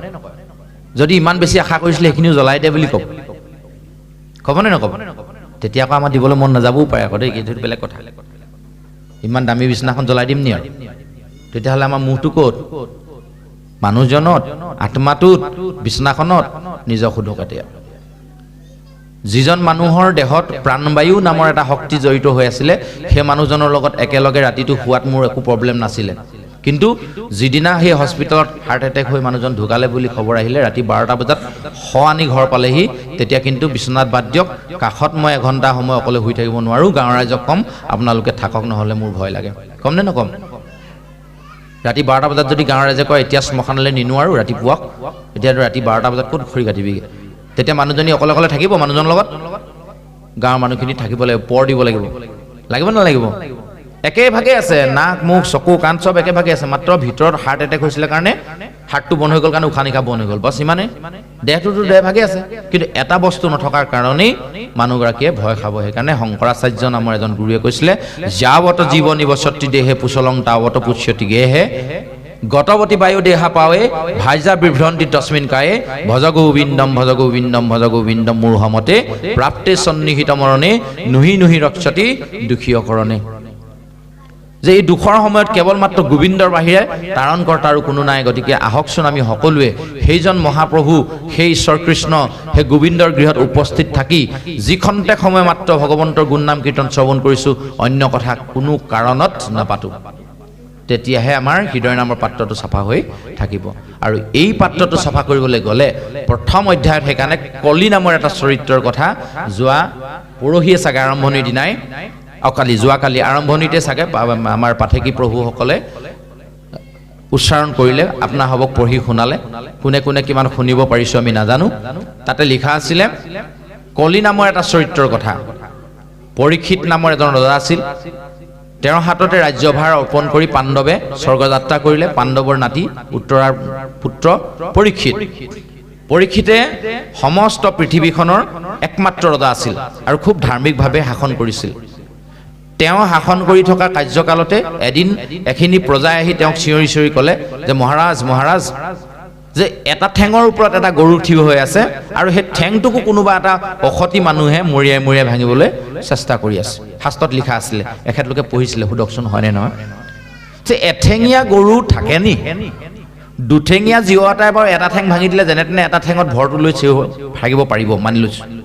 হাঁহ এটা, কুকুৰা এটা, বা আমাৰো যদি এটা ভৰি বেয়া হৈ থাকে যেনে তেনে এটা ভৰিত ভৰ দি যেনিবা আমি থাকিব পাৰিম নিচিনা লাগে। কিন্তু এই 4ঠেঙীয়া জন্তুটোৱে এটা ঠেঙত ভৰ লৈ থাকিব পাৰেনে? কি কথা লিখা আছে শাস্ত্ৰত এইবোৰ? নতুনকৈ IPSC UPSC পঢ়া ল'ৰাটোৱে ICS বিষয়াজনে ক'ব এইবোৰ ফটোৱা কথা, কোনোদিন ভাগত নুশুনা। ক'বনে নক'ব? এঠেঙীয়া গৰু থাকে নেকি? শাস্ত্ৰই আচলতে প্ৰকৃততে সেইটো গৰুৰ কথা কোৱা নাই। অকণমান দেৰি পিছতে পৰীক্ষিতে যেতিয়া গৈ মানুহটোক ধৰিলেগৈ, এই কামটো কেলৈ কৰিছ? এটা ঠেঙত যেনে তেনে গৰুটো থিয় হৈ আছে, সেইটো যে ভাঙিছ তই কোন? এনেকুৱা অনীতিমূলক কাম, দুৰ্নীতিমূলক কাম আমাৰ ৰাজ্যত হ'ব নোৱাৰিব। গতিকে তই মোৰ ৰাজ্যৰ পৰা বাহিৰ হৈ যা, নহ'লে তোক মই শিৰচ্ছেদ কৰিম, এই বুলি পৰীক্ষিতে গালি পাৰিছিলে। এই কাহিনীটোৱে আমাৰ ধুনীয়া কৈছে। গতিকে এইটো অন্য গৰুৰ কথা নাই কোৱা, গৰুৰূপী ধৰ্মৰ কথা কৈছে। ধৰ্মটোৰ 3টা চৰণ থাকি আহিলে, সত্য তেতা দাপৰ, 3 যুগ গুচি গ'ল। 3টা যুগত 3টা ধৰ্মৰ চৰণ শেষ হ'ল। এতিয়া এটা চৰণ চলি আছে কলি যুগত। সেই ধৰ্মৰ যিকণ অকণমান চলি আছে সেইকণো সেই কলি নাম মানে কলিয়ে নষ্ট কৰিব বিচাৰিছে। তেতিয়া ক'লে তই কোন? তই তই মোৰ দেশৰ পৰা বাহিৰ হৈ যা। তেতিয়া শাস্ত্ৰই কৈছিলে, কলিয়ে তেওঁক অনুৰোধ কৰিছিলে, ৰাম সহাগৰা পৃথিৱীত সাৰ বেৰাজ নাহি একো পুৰি মূৰ প্ৰভু তাত বাজ। এনেকে তেওঁক মানে অনুৰোধ কৰিছে যে গোটেই পৃথিৱীখন তোমাৰ ৰাজ্য, মই তোমাৰ ৰাজ্যৰ পৰা বাহিৰ হৈ যা বুলি ক'লৈ যাম। আৰু বিভিন্ন অনুৰোধ কৰিছিলে, শাস্ত্ৰত দীঘলকে আছে অকণমান, মই চমুকে কৈছোঁ বুজিবলৈ। তেতিয়া তেওঁ কৈছিলে যে সাগৰত থাকে যেন মহাৰত্ন ছয়, তেবে কি শামুকে তাত নকৰে নিবাস। ৰাম কোন গ্ৰাম নগৰত অন্তৰ্জাতি নাই, ৰাম চাণ্ডালত অধিক ভৈলো নেদাকে নঠাই। তাৰমানে একদম চৰণত পৰি দিছে, শৰণ লৈ দিছে। তেতিয়া ৰাজ্যৰ পৰা বাহিৰ হ'বলৈ ক'লে, তেতিয়া ক'লে যে তোমাৰ ৰাজ্যতে অকণমান মোক স্থান দিয়া, সমস্ত পৃথিৱীখন তোমাৰ ৰাজ্য, মই ক'লৈ গুচি যাম, গতিকে তোমাৰ ৰাজ্যতে মোক স্থান দিয়া, এনেকৈ কলিক অনুৰোধ কৰিলে। তেতিয়া পৰীক্ষিতে কি বুলি ক'লে চাব দেই, পিছলৈ আমি এইটো কাৰণে কৈছোঁ যে সেইজন পৰীক্ষিতক আশ্ৰয় দিয়াৰ পাছতেই, কলিক আশ্ৰয় দিয়াৰ পাছতেই পৰীক্ষিতৰ কিন্তু অসুবিধা হৈছে। কেলৈ হৈছে এই কথাখিনি আমিও বুজি ল'ম। আমাৰ ঘৰত যদি কেনেবা কলি লম্ভয়ে নহয়, শেষ আৰু। কলি বুলি কৈ দিলে আমাৰ মনলৈ ভাল বস্তুটো নাহে আকৌ, এইটো কলি লম্ভিলে এই বুলি যদি কৈ দিয়ে আমি ভাল নিচিনা লাগিব নে বেয়া নিচিনা লাগিব? নিশ্চয় বেয়া নিচিনা লাগিব, কিবা মানে দুৰ্যোগ হৈছে, আপদ হৈছে, এনেকুৱা নিচিনা লাগিব ন। কিনো কলি জানি লওঁ আহক। তেতিয়া লাহেকে পৰীক্ষিতে তেওঁক স্থান দিছে। বিৰাম নিপতি বুলন্ত কলি ঠুক দিলো স্থান, জৈত খেলে যোৱা পাখা কৰৈ মদ্যপান, স্ত্ৰী পঞ্চ শুনা গৃহ স্থৰ থাকে জৈত, এহি চাৰি স্থান দিলো বংশ গয়াতৈত। দিছে চক চাই, প্ৰথমে 4টা স্থান দিলে, পঢ়ি গ'ল যোৱাকালি আৰম্ভণিতে পঢ়িছে। পৰীক্ষিত কলি নিগ্ৰহ বুলি এটা অধ্যায় আছে, এইটো অধ্যায়ত পঢ়িছে যে নৃপতিয়ে, তেতিয়া নৃপতি মানে ৰজাৰ কথা কৈছে, তেওঁক স্থান দিলে। ক'ত দিলে? য'ত যোৱা পাখা খেলে তাত। এতিয়া আমাৰ যিসকলে খেলে সেইসকলে আমাক বেয়াই পাব বুলি কৈ দিলে, নেখেলিবলৈ নাই কোৱা, খেলক, কিন্তু সাৱধান হৈ থাকক যে তাত কলি আছে। কলিয়ে কি কৰিব জানে নাই? এজাপ খেলাৰ লগে লগে এইবাৰ হাৰিলে কি হ'ব, অহাবাৰ পাবি, খেল আৰু খেল আৰু খেল। তাৰমানে তাৰ ওচৰলৈ গ'ল যে সি বিৰাট ভাল পায় আৰু তাৰ ফলীয়া কৰিবলৈ সি টানি থাকিব। য'ত মদ খোৱা মানুহ লগ পায় নহয়, সি তালৈ ফাউককৈ যাব, আৰু এটা খা, আৰু এটা খা, একো নহয় খা। তে এগোটাতে যদি মই গুচি আহিলোঁ ইমান অসুবিধা নাছিলে আকৌ। এই চন্দন কোঁৱৰ বাপজনে বৰ ধুনীয়াকৈ কয় ড্ৰিংকৰ কথাটো। যেতিয়া ড্ৰিংকটো আৰম্ভ হৈ যায়, মানে ড্ৰিম, সপোন লাগি যায় আৰু, গম পাইছেনে? প্ৰথমে মানে এপেক নে কি সেইটো খাই দিয়াৰ লগে লগে ড্ৰিংকটো মানে এপেক ড্ৰিংক কৰি দিয়াৰ লগে লগে ৰোমান্টিক কি কয় ড্ৰিমটো সপোন লাগি যায় আৰু খাওঁ লাগি যায়। তাৰপিছত আৰু এবাৰ অকণমান যদি খাই দিয়ে, আৰটোৱে ৰোমান্টিক বুলি কৈছে, মনটো ধুনীয়া লাগি যায় আৰু এটা গান গাই যাবলৈ মন যায়, ফূৰ্তি লাগি যায়। 3 নম্বৰত যেতিয়া হৈ যাব আইটো, তেতিয়া ইণ্টেলিজেণ্ট হৈ যায়, তাতকৈ বুদ্ধিয়ক কোনো নাই, সিহে চব জানে আৰু। যিজনে আকৌ আই পিছত নলৈকে খায় সি নটৰিয়াছ হৈ যায়, যাকে তাকে জিতি কৈ দিয়ে, বেয়া কথা ক'বলৈ সি ভয় নকৰে, নটৰিয়াছ, যাকে তাকে জিতি কৈ দিব সি। যিটোৱে আকৌ কিঙলৈকে খালে, তাৰমানে কে মানে কিং, DRIN কে, কেং, কিঙলৈকে যিজনে খাই দিয়ে সেই সময়ত সিয়ে ৰজা আৰু। তাৰ মানে বেলেগ কথা ক'লে নহ'ব, সি ডাং কোব মাৰি ধৰিব। কি জানো তই? তাৰ মতে মুঠতে ৰাস্তা গাঁতকেইটাও মানে খালৰ ফালে থাকিব লাগিছিলে, এইকেইটা মাজলৈ এতিয়া কেলৈ গুচি আহিল, তাৰমানে এনেকুৱাহে হ'বগৈ ৰাস্তাত খোজ কাঢ়োঁতো, যিজনে কিঙলৈকে খায়। এই কামটো কোনে কৰাই বুলি ভাবিছে? এই যে কলিয়ে সুবিধাটো লৈ লয়। যেনেকৈ আপোনাৰ ঘৰলৈ গ'লে আপুনি যেনেকৈ অতিথিক আহি ভিতৰত বহিবলৈ দিয়ে, চাহ অকণমান দিয়ে, এই ধৰণৰ ইমান দিনৰ মূৰত আহিছে, জলপান অকণমান খাই যাওক, ভাত অকণমান খাই যাওক, কয় নকয়? কলিও একেই, কলি ঘৰলৈ গ'ল নহয়, কলি জেগাটো দি হৈছে নহয়, জৈত খেলে যোৱা পাখা কৰে মদ্যপান, স্ত্ৰী পঞ্চশুনা গৃহস্থ। স্ত্ৰী মানে কি? আনৰ স্ত্ৰী, নিজৰ পৰিবাৰ বাদ দি যি আনৰ ঘৰ পৰিবাৰক চকু দিছে এবাৰ, সি চাবচোন আৰু কোনো কাৰণত সি ভাল জেগালৈ আহিবই নোৱাৰে, তাক আপুনি কি বুলি ক'ব?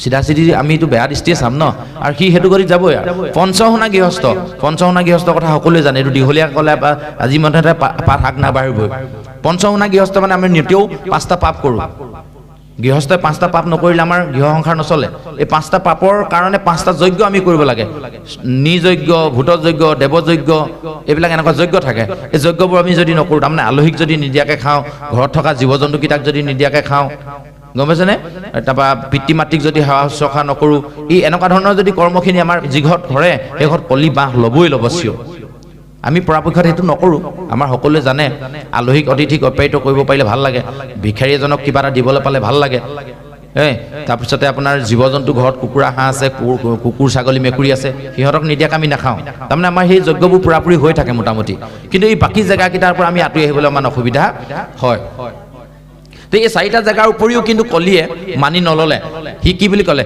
পৰিবাৰ বিস্তৰ নোজোৰে ইটো স্থান আৰু কিছু দিও প্ৰভু নবাবৰটো প্ৰাণ হে ৰাম যেবে দুখ দেখা কৰি বাহাই উগ্ৰ শাস্তি এহি বুলি মই অলপ পাহৰিছোঁ কলিয়ে তেতিয়া তাৰমানে তেওঁৰ ওচৰত আকৌ শৰণাপন্ন হৈছে যে আৰু অলপ জেগা মোক দিয়ক কলি বিৰাট টেঙৰ সি 4টা জেগাতে সন্তুষ্ট নাই হোৱা আৰু খুজিলে তেতিয়া পৰীক্ষিতে দিলো সুবৰ্ণত তাত বাস কৰোঁ কলি অধৰ্মৰ গৃহ সন্তে জানতে যাহা চলি অধৰ্ম ঘৰলৈ সদায় গৈ থাক তই তোক একদম মুকলি কৰি দিলোঁ এবাৰ জেগা অলপ বহলাই দিলোঁ তাৰ পাছতো জেগা যেতিয়া নহ'ল তেতিয়া পৰীক্ষিতে তাক আৰু কিছু জেগা দিলে সমস্ত জেগাবোৰ পাই কলিয়ে খুব ধুনীয়াকৈ আহিলে আৰু সুবৰ্ণত আশ্ৰয় দিলে দিলো সুবৰ্ণত বাস কৰে কলি কিন্তু সাৱধান বাণী এটা কৈ দিছে ইৰাম জৈত কৰে শ্ৰৱণ কীৰ্তনকে খবৰ মুহুৰ আদেশে নচা পিবিহিটো গ্ৰাম এনেকৈ জেগাও দিছে মানাও কৰি থৈছে য'ত ভগৱন্তৰ গুণনাম কীৰ্তন কেশৱৰ গুণনাম কীৰ্তন শ্ৰৱণ কীৰ্তন হ'ব তাত কিন্তু তই যাব নোৱাৰিবি পৰীক্ষিতে তাক মানা কৰি দিলে পৰীক্ষিত কলি তালৈ যাব নোৱাৰে তেতিয়াহ'লে আমি যদি আমাৰ ঘৰখনত শ্ৰৱণ কীৰ্তন বোলা ব্যৱস্থাটো ৰাখোঁ কাৰ কেশৱৰ তেতিয়াহ'লে ইয়াত কলি সোমাব নোৱাৰে আৰু দ্বিতীয়তে যিখিনি জেগা দিলে সেই জেগাখিনিত যদি আমি সাৱধান হৈ থাকোঁ তেতিয়াহ'লে কলিয়ে আমাক আক্ৰমণ কৰিব নোৱাৰে এতিয়া সেই মহাভুলটো পৰীক্ষিতে নিজেই কৰি দেখুৱাইছে কাৰ কাৰণে আমাৰ জগতৰ নৰ সমাজৰ কাৰণে জানিবৰ কাৰণে কৰি দেখুৱাইছে কি ভুল কৰি দেখালে কলিক আশ্ৰয় দি থৈ আহিলে ক'ত দিলো সুবৰ্ণত বাস কৰ কলি হয়নে নহয় অধৰ্মৰ গৃহ সন্তে জানতে যাহা চলি সুবৰ্ণত বাস দিলে কলিত আৰু সোণৰ ৰথখনত তেওঁ বহি আহিছে কলিক তাৰমানে তেওঁৰ তলত স্থান দি আহিছে ঠিকে আছিলে ইমান কিন্তু ঘৰলৈ আহি কি কৰিলে বহুদিন ৰাজভঁৰালত সোমোৱা নাই বোলে আজি সোমাই চাওঁ সোমাই গৈ দেখিলে এটা ডাঙৰ টোপোলা আছে টোপোলাটো বহুদিন খোলা নাই একদম মানে মকৰা জাল লাগি গৈছে লেতেৰা হৈ আছে কিনো আছে বুলি খুলি চালে তাত জৰাখণ্ডৰ মুকুটটো দেখিলে ভীমে জৰাখণ্ডক বধ কৰি মুকুটটো লৈ আহিলে ঘূৰাই দিবলৈ কৈছিলে যুধিষ্ঠিৰে লাজ পালে আকৌ এই মানে কোনেনো আকৌ ঘূৰাই দিব ৰাজভঁৰালতে থৈ দিলে কোনো ব্যৱহাৰ কৰা নাছিলে ইমান ধুনীয়া সোণৰ মুকুটটো পিন্ধি চাওঁচোন বুলি কৈ দিলে মূৰত লগাই সোণ ক'ত পালেগে মূৰত কলি কোন আছিলে ভৰিৰ তলত উঠিলেগে ক'ত মূৰত চিকাৰ কৰিবলৈ মন গ'ল কলিয়ে নিলেই নহয় গম পালে নাই কলিক ক'ত তুলি ল'লে মূৰতহে গতিকে বৈ চিকাৰ কৰি আহিবি যিজন পৰীক্ষিতে ইমান ধুনীয়াকৈ ধাৰ্মিকভাৱে দেশ শাসন কৰিছিলে সেইজনৰ আকৌ এতিয়া মৃগয়া কৰিবলৈ মন গ'ল গুচি গ'ল হাবিলে মৃগয়া খেদি খেদি গৈ পালেগে গোটেই মানুহখিনি এৰি থৈ গুচি গ'ল হাবিৰ মাজত সোমালে গৈ দেখিলেগে পিয়াহ লাগিছে কেলৈ চাইছে আমিচোন ইয়াৰ পৰা সেই নেমুগুৰিলৈ গ'লোঁ বা শিৱসাগৰলৈ গ'লোঁ পানী বটল এটা লৈ যাওঁ তেওঁ হাবিতে চিকাৰ কৰিবলৈ গৈছিলে পানী বটল এটা লৈ যাব নোৱাৰিছিলে নেকি পৰীক্ষিতে এইবোৰ আচলতে আমাক বুজাইছে বুজিবলৈ কৈছে পানীৰ পিয়াহ লাগিলে গ'ল দেখিলে শ্ৰমিক মুনিয়ে ধ্যান কৰি আছে পানী খুজিলে গমেই নাপালে মইহে ৰজাটো আহিছোঁ তই মানে গুৰুত্বই নিদিয় সেই বুলি ওচৰতে দেখিলে মৰা সাপ এডাল আনি ধনুৰাগটোৱে ডিঙিত ওলমাই দিলে মৰা সাপটো ফিটিং হৈ আছিলে তাত অথনিবা ঋষিটো আশ্ৰমখন সাধাৰণতে চাফা চিকুণ হৈ থাকে নহয় জানো তেওঁ পুতেক য'ত আছিলে ছিংগি বুলি তেওঁলোকে দেউতাকে ধ্যানত বহা দেখি তেওঁ জেগা জুগুলি ঠিক কৰি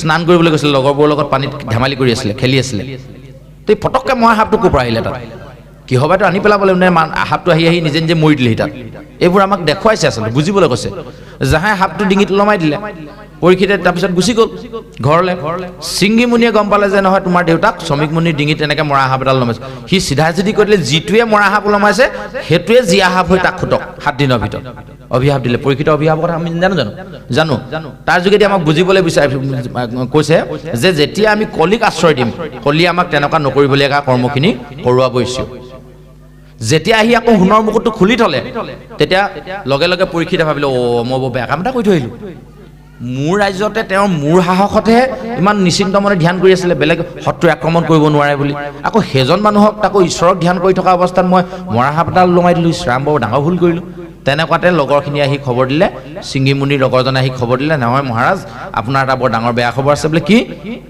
বোলে আপোনাক অভিশাপ দিছে 7 দিনৰ ভিতৰত তক্ষকে আপোনাক দংশন কৰিব বোলে বৰ ভাল কথা মই উপযুক্ত ফল পালোঁ আমি হ'লে ক'লো নি কোন হেতু অভিশাপ দিব পৰা মোৰ ৰাজ্যত থাকি মোক অভিশাপ দিয়ে আন তাক ধৰি আন ডিঙি দুচেও কৰিম আমাৰ নিচিনা ৰজা হ'লে আমি সেই বুলি ক'লোহেঁতেন কিন্তু পৰীক্ষিতে সেইটো নকৰিলে কেলে পৰীক্ষিতে বুজি পালে যে মোৰ ভুল হৈছে উপলব্ধি কৰিলে তেওঁ আৰু যিজনে জীৱনত উপলব্ধি নকৰে তেওঁক আপনা হবে যিমান তামোল পাণ দি শান্তিনি খুৱাই খুৱাই শুদ্ধ কৰি থাকক তেওঁ শুদ্ধ কেতিয়াও নহয় হেতুকে আমাক তাত বুজাই দিছে কিন্তু হেতু হয় এটা পৰীক্ষিতে উপলব্ধি কৰিলে উপলব্ধি কৰাৰ লগে লগে তেওঁ কি হৈছে সেই পাপৰ পৰা মোটামুটি মুক্তি হ'লেই উপলব্ধি যে কৰিলে গতিকে আমি আকৌ উপলব্ধি নকৰোঁ মই দেউতাক বেয়াকৈ কিবা এটা ক'লোঁ ভকতসকলে আহি মোক ধৰিলে দেউতাকক এনেকৈ কৈছে এতিয়া তহঁতৰ ঘৰত কোনো খোৱা মেলা নকৰিব আৰু তই প্ৰায়শ্চিত্ত কৰিব লাগিব কি 51 টকা দক্ষিণা দিব লাগিব তামোল পাণ এটা দি নামঘৰত সেৱা এটা কৰিব লাগিব ভকতক মাতি লৈ আহিলে তামোল পাণো লৈ আহিলে 51 টকা নালাগে 100 টকাও দি দিম কোনো কথা নাই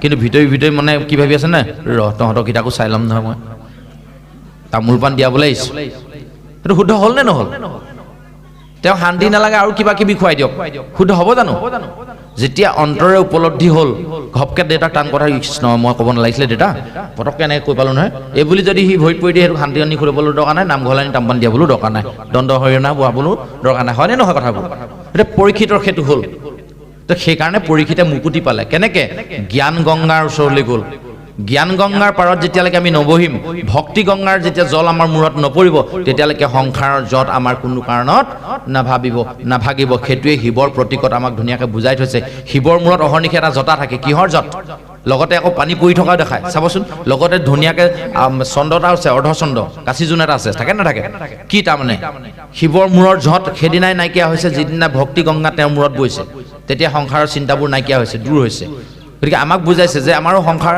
চিন্তা জঁট এটা আমাৰ বাঁহ এটা আছেনে নাই সেই বাঁহটো সংসাৰৰ চিন্তাৰ যিটো জঁট সেই জঁটটোক আমি ভক্তিৰ পাচিলৈ ৰূপান্তৰিত কৰিব লাগিব তেতিয়া ভগৱন্ত আহি আমাৰ মূৰত বহি দিব আৰু যেতিয়া ভগৱন্ত মূৰত বহি দিব তেতিয়া বসুদেৱ দৈৱকী আৰু মানে মৃত্যু ভয় নাথাকিব উদাহৰণস্বৰূপে চাওক কংসৰ কাৰাগাৰত যেতিয়া দৈৱকী বসুদেৱ আছিলে হয়নে নহয় কৃষ্ণ যেতিয়া জন্ম হ'ল অষ্টম পুত্ৰ যেতিয়া জন্ম হ'ল কি বুলি ক'লে যে মোক তুমি গোকুলত থৈ আহা বসুদেৱে কিহত নিলে বুলি ক'লে বসুদেৱে মূৰত পাচিটো নহয়নে নহয় কি কয় বসুদেৱে মূৰত লৈ যায় এনেকৈ আমি গাঁও নহয় নেগাওঁ জানো কৃষ্ণ জন্ম হ'ল বসুদেৱে মূৰত কৃষ্ণক লৈ গ'ল এই কংসৰ কাৰাগাৰত 7 বছৰ দিন আছিলে হয়নে নহয় তাকো হাতে ভৰিয়ে শিকলি লগাই থৈছিলে অন্ধকাৰ পোতাহাল পাচিটো কেলে থৈছিলে তাত ক'ত পালে সেই পাচিটো আমাক শাস্ত্ৰই কৈছে ন তাত পাচিটো পালে বুলি হয়নে নহয় এইটো আচলতে আমি দেখা সেই পাচিটো নহয় এইটো ভক্তিৰ পাচি ভগৱন্তৰ ওপৰত ভক্তিভাৱ ইমানেই বেছি হৈ গ'ল যে মূৰত এপাচিমান মাত্ৰ ভক্তিহে আছে আৰু একো নাই আৰু বসুদেৱৰ কাৰণ মুখৰ আগতে 6টা শিশুক ঠেকেচি মাৰিলে যে ইমান হিংসুক এটা প্ৰাণীৰ লগত যেতিয়া থাকিলে যে এই অত্যাচাৰীটোক ভগৱন্তইনো কোনদিনা দমন কৰিব এই ভাৱেৰে ভগৱন্তক আৰাধনা কৰোঁতে ভগৱন্তৰ ভক্তিৰ এক পাচি হ'ল মূৰত সেইকাৰণে ভগৱন্ত আহি ইয়াত বহি দিলে আগে চতুৰ শিয়ালটোৱে চতুৰ ৰূপী যিটো চিগালটোক শিয়ালটোক কয় নহয় চতুৰ মনটোৱে তেওঁ বৈষ্ণৱ ৰূপীয়ে তেওঁক বাট দেখুৱালে বৈষ্ণৱে বাট দেখুৱালে নহ'লেনো শিয়ালটোৱে যমুনাখন খোজকাঢ়ি পাৰ হ'ব পাৰেনে যিখন যমুনা একদম ভৰপূৰ পানীৰে ভৰি আছে যে চতুৰ শিয়ালটোৱে বাট দেখুৱাই লৈ গুচি গ'ল এনেধৰণে সেই ভক্তিৰ পাচি যেনেধৰণে ভগৱন্তৰ কাৰণে আমি মূৰত ৰাখিব পাৰোঁ ঠিক তেনেধৰণে আমাৰ চিন্তাৰ পাচিটো দূৰ কৰিবলৈ হ'লে আমি ভক্তি গংগাৰ পাৰলৈ যাব লাগিব য'ত গৈ পৰীক্ষিতে কি শুনিলে ভাগৱত শুনিলে যিখন ভাগৱত এতিয়া আমি ইয়াত আলোচনা কৰিবলৈ গৈ আছোঁ সেই ভাগৱত তেতিয়ালৈকে লিখিত ৰূপত নাছিলেই হুক নামৰ এজন মুনিয়ে আহি তেখেতৰ আগত 7 দিনৰ ভিতৰত সেই ভাগৱত ভাগ কৈছিলে তেতিয়ালৈকে লিখিত ৰূপত যদি থাকিলেহেঁতেন তেতিয়াহ'লে 18,000 ঋষিয়ে 28,000 ঋষিয়ে তেওঁ আকৌ পঢ়িবৰ কাৰণে বেলেগৰ ওচৰত বিচাৰি যাবলগীয়া নহ'লহেঁতেন, কিতাপখন মেলিয়ে পঢ়িব পাৰিলোঁ, কাৰণ তেওঁলোক বেদত প্ৰধান আছিলে যে তেতিয়ালৈকে লিখিত হোৱা নাছিল। তাৰ পাছতহে ব্যাসদেৱে এইবিলাক ৰচনা কৰিছে আৰু আমাৰ মাজলৈ মাতৃভাষালৈ গুৰুজনাই আনি দিলে। আৰু সেই ভাগৰ যোগেদিও আমিও এই সংসাৰৰ 7টা দিনৰ ভিতৰতে মৰিম। পৰীক্ষিতে যেনেকৈ 7টা দিনৰ ভিতৰত মৰিলে, আমিও 7টা দিনৰ ভিতৰতে, আমাৰ কাৰণে 8 নম্বৰ দিন ক'ৰবাত আছে জানো? নাই নহয়, 7 দিনেই আছে। খালি আমি নিৰ্দিষ্ট নহয় কোন 7 দিনত মৰিম, পৰীক্ষিত নিৰ্দিষ্ট আছিলে অহা 7 দিনত মৰিব। ডিফাৰেঞ্চটো সিমানেই। গতিকে এই ভাগৱতৰ ৰস পান কৰিহে আমি আমাৰ নিজৰ জীৱনটো মুকুতি সাধন কৰিব পাৰিম।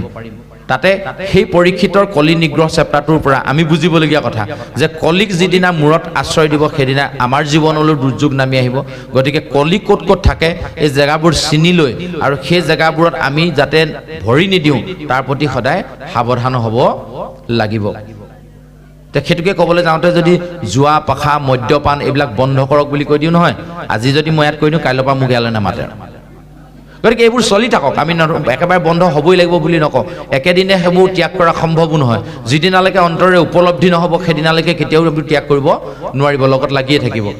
গতিকে কিন্তু সাৱধান হৈ থাকক, যিদিনাই আমি কলিৰ ঘৰলৈ যাম সাৱধান, কলিক আমি যাতে কোনো কাৰণত মূৰত উঠাই ল'বলগীয়া নহয়। এনেধৰণে যদি আমি আগবাঢ়োঁ তেতিয়াহ'লে আমাৰ ইমান অসুবিধা নহয়। এতিয়া আমি ভক্তি মাৰ্গৰ দিশলৈ আহি প্ৰথম আজি বুজিলোঁ কি যে মংগল আচৰণৰ অবিহনে, অন্তৰ নিৰ্মল কৰাৰ অবিহনে আমি ভগৱন্তক কেতিয়াও আমি পাব নোৱাৰোঁ, ভগৱন্তৰ কৃপাৰ পাত্ৰ হ'ব নোৱাৰোঁ। 2 নম্বৰ কথা, কেৱল মাত্ৰ ভগৱন্তক আছে বুলি বিশ্বাস কৰি থাকিলেই নহ'ব। ভগৱন্তই স্বয়ং চতুৰ্ভুজ ৰূপ বা বিভিন্ন ৰূপত আজি কলিযুগত নাহে। কেলে? ভগৱন্তৰ কলিযুগত ৰূপটো কৈছে বান্ময় মূৰ্তি, কলিযুগত বান্ময় মূৰ্তি হিচাপে আছে। কিন্তু আমি বিশ্বাস যদি নকৰোঁ তেতিয়াহ'লে বান্ময় মূৰ্তিত ভগৱন্তক আমি বিচাৰি নাপাওঁ। বিচাৰিবৰ কাৰণে তাৰ পৰা চৈতন্য কৰিব লাগিব। চৈতন্য কোনে কৰিব? ভকতে কৰিব। সেইকাৰণে ভকতক শ্ৰেষ্ঠ জ্ঞান কৰি আগে আগে বৈষ্ণৱ ৰূপী শিয়াল, পাছে পাছে ভকত বৈষ্ণৱ, ভকত আপোনাৰ বসুদেৱ ভগৱন্ত, ভকতৰ মূৰত ভগৱন্ত, তাৰ পাছত অনন্তই ছত্ৰ ধৰি ধৰিলে। চক ক'লৈ আহিছে? ভকত নাথাকিলে ভগৱন্ত নাহে। সেইকাৰণে ভকত আৰু ভগৱন্তৰ প্ৰথম আৰু দ্বিতীয় স্কন্ধ বুলি কৈছে। প্ৰথম স্কন্ধত ভগৱন্তৰ 2 পাদ পংকজৰ কথা কোৱা হৈছে। প্ৰথম দ্বিতীয় স্কন্ধে চৰণ দুটয় বুলি কৈছে।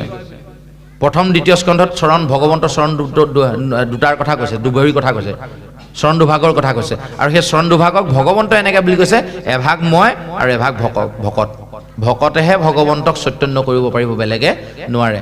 চৈতন্য শব্দটো আমাক যদি বুজিবলৈ অসুবিধা কৰিছে, আমি এটা সাধু কথাৰ যোগেদি বুজি লওঁ। সাধু কথা ক'লে মানুহৰ মনত অলসতাবোৰ নাইকিয়া হয়। এবাৰ এই কাহিনীটো মই আগতো কৈছোঁ কৰবাৰ, এবাৰ স্বামী স্ত্ৰীৰ মাজত কাজিয়া লাগিলে। বান্ময় মূৰ্তি শ্ৰেষ্ঠটো কৈ লওঁ আগে, তেতিয়া ভাল লাগিব। বান্ময় মূৰ্তি শ্ৰেষ্ঠ বুলি কিয় কয়? যে মৃন্ময়, চিন্ময়, দাৰুময়, এনেধৰণে প্ৰায় 7 প্ৰকাৰ মূৰ্তি আছে। লেইহ, লৈপ্য, দাৰুময়, বান্ময়, এনেকৈ চিন্ময় মানে ছবি আঁকি যায়, এইটো চিন্ময় মূৰ্তি। বান্ময় মূৰ্তি হ'ল কিতাপখন য'ত বাণীখিনি লিখা আছে। তাৰপাছতে হ'ল মৃন্ময় মানে মাটিৰে বনোৱা, দাৰুময় মানে লাঠি চাঠি এনেকুৱাবিলাক মাৰি দি বনোৱা। গতিকে এইবিলাক হ'ল মূৰ্তি। যে এই মূৰ্তিতকৈ বান্ময় মূৰ্তি শ্ৰেষ্ঠ ক'লে, কিয় ক'লে? এইটো কাৰণে ক'লে, চাব দেই, বাকীবোৰ মূৰ্তিয়ে কথা ক'ব নোৱাৰে। যেনেকৈ ছবিখনে কথা নকয়।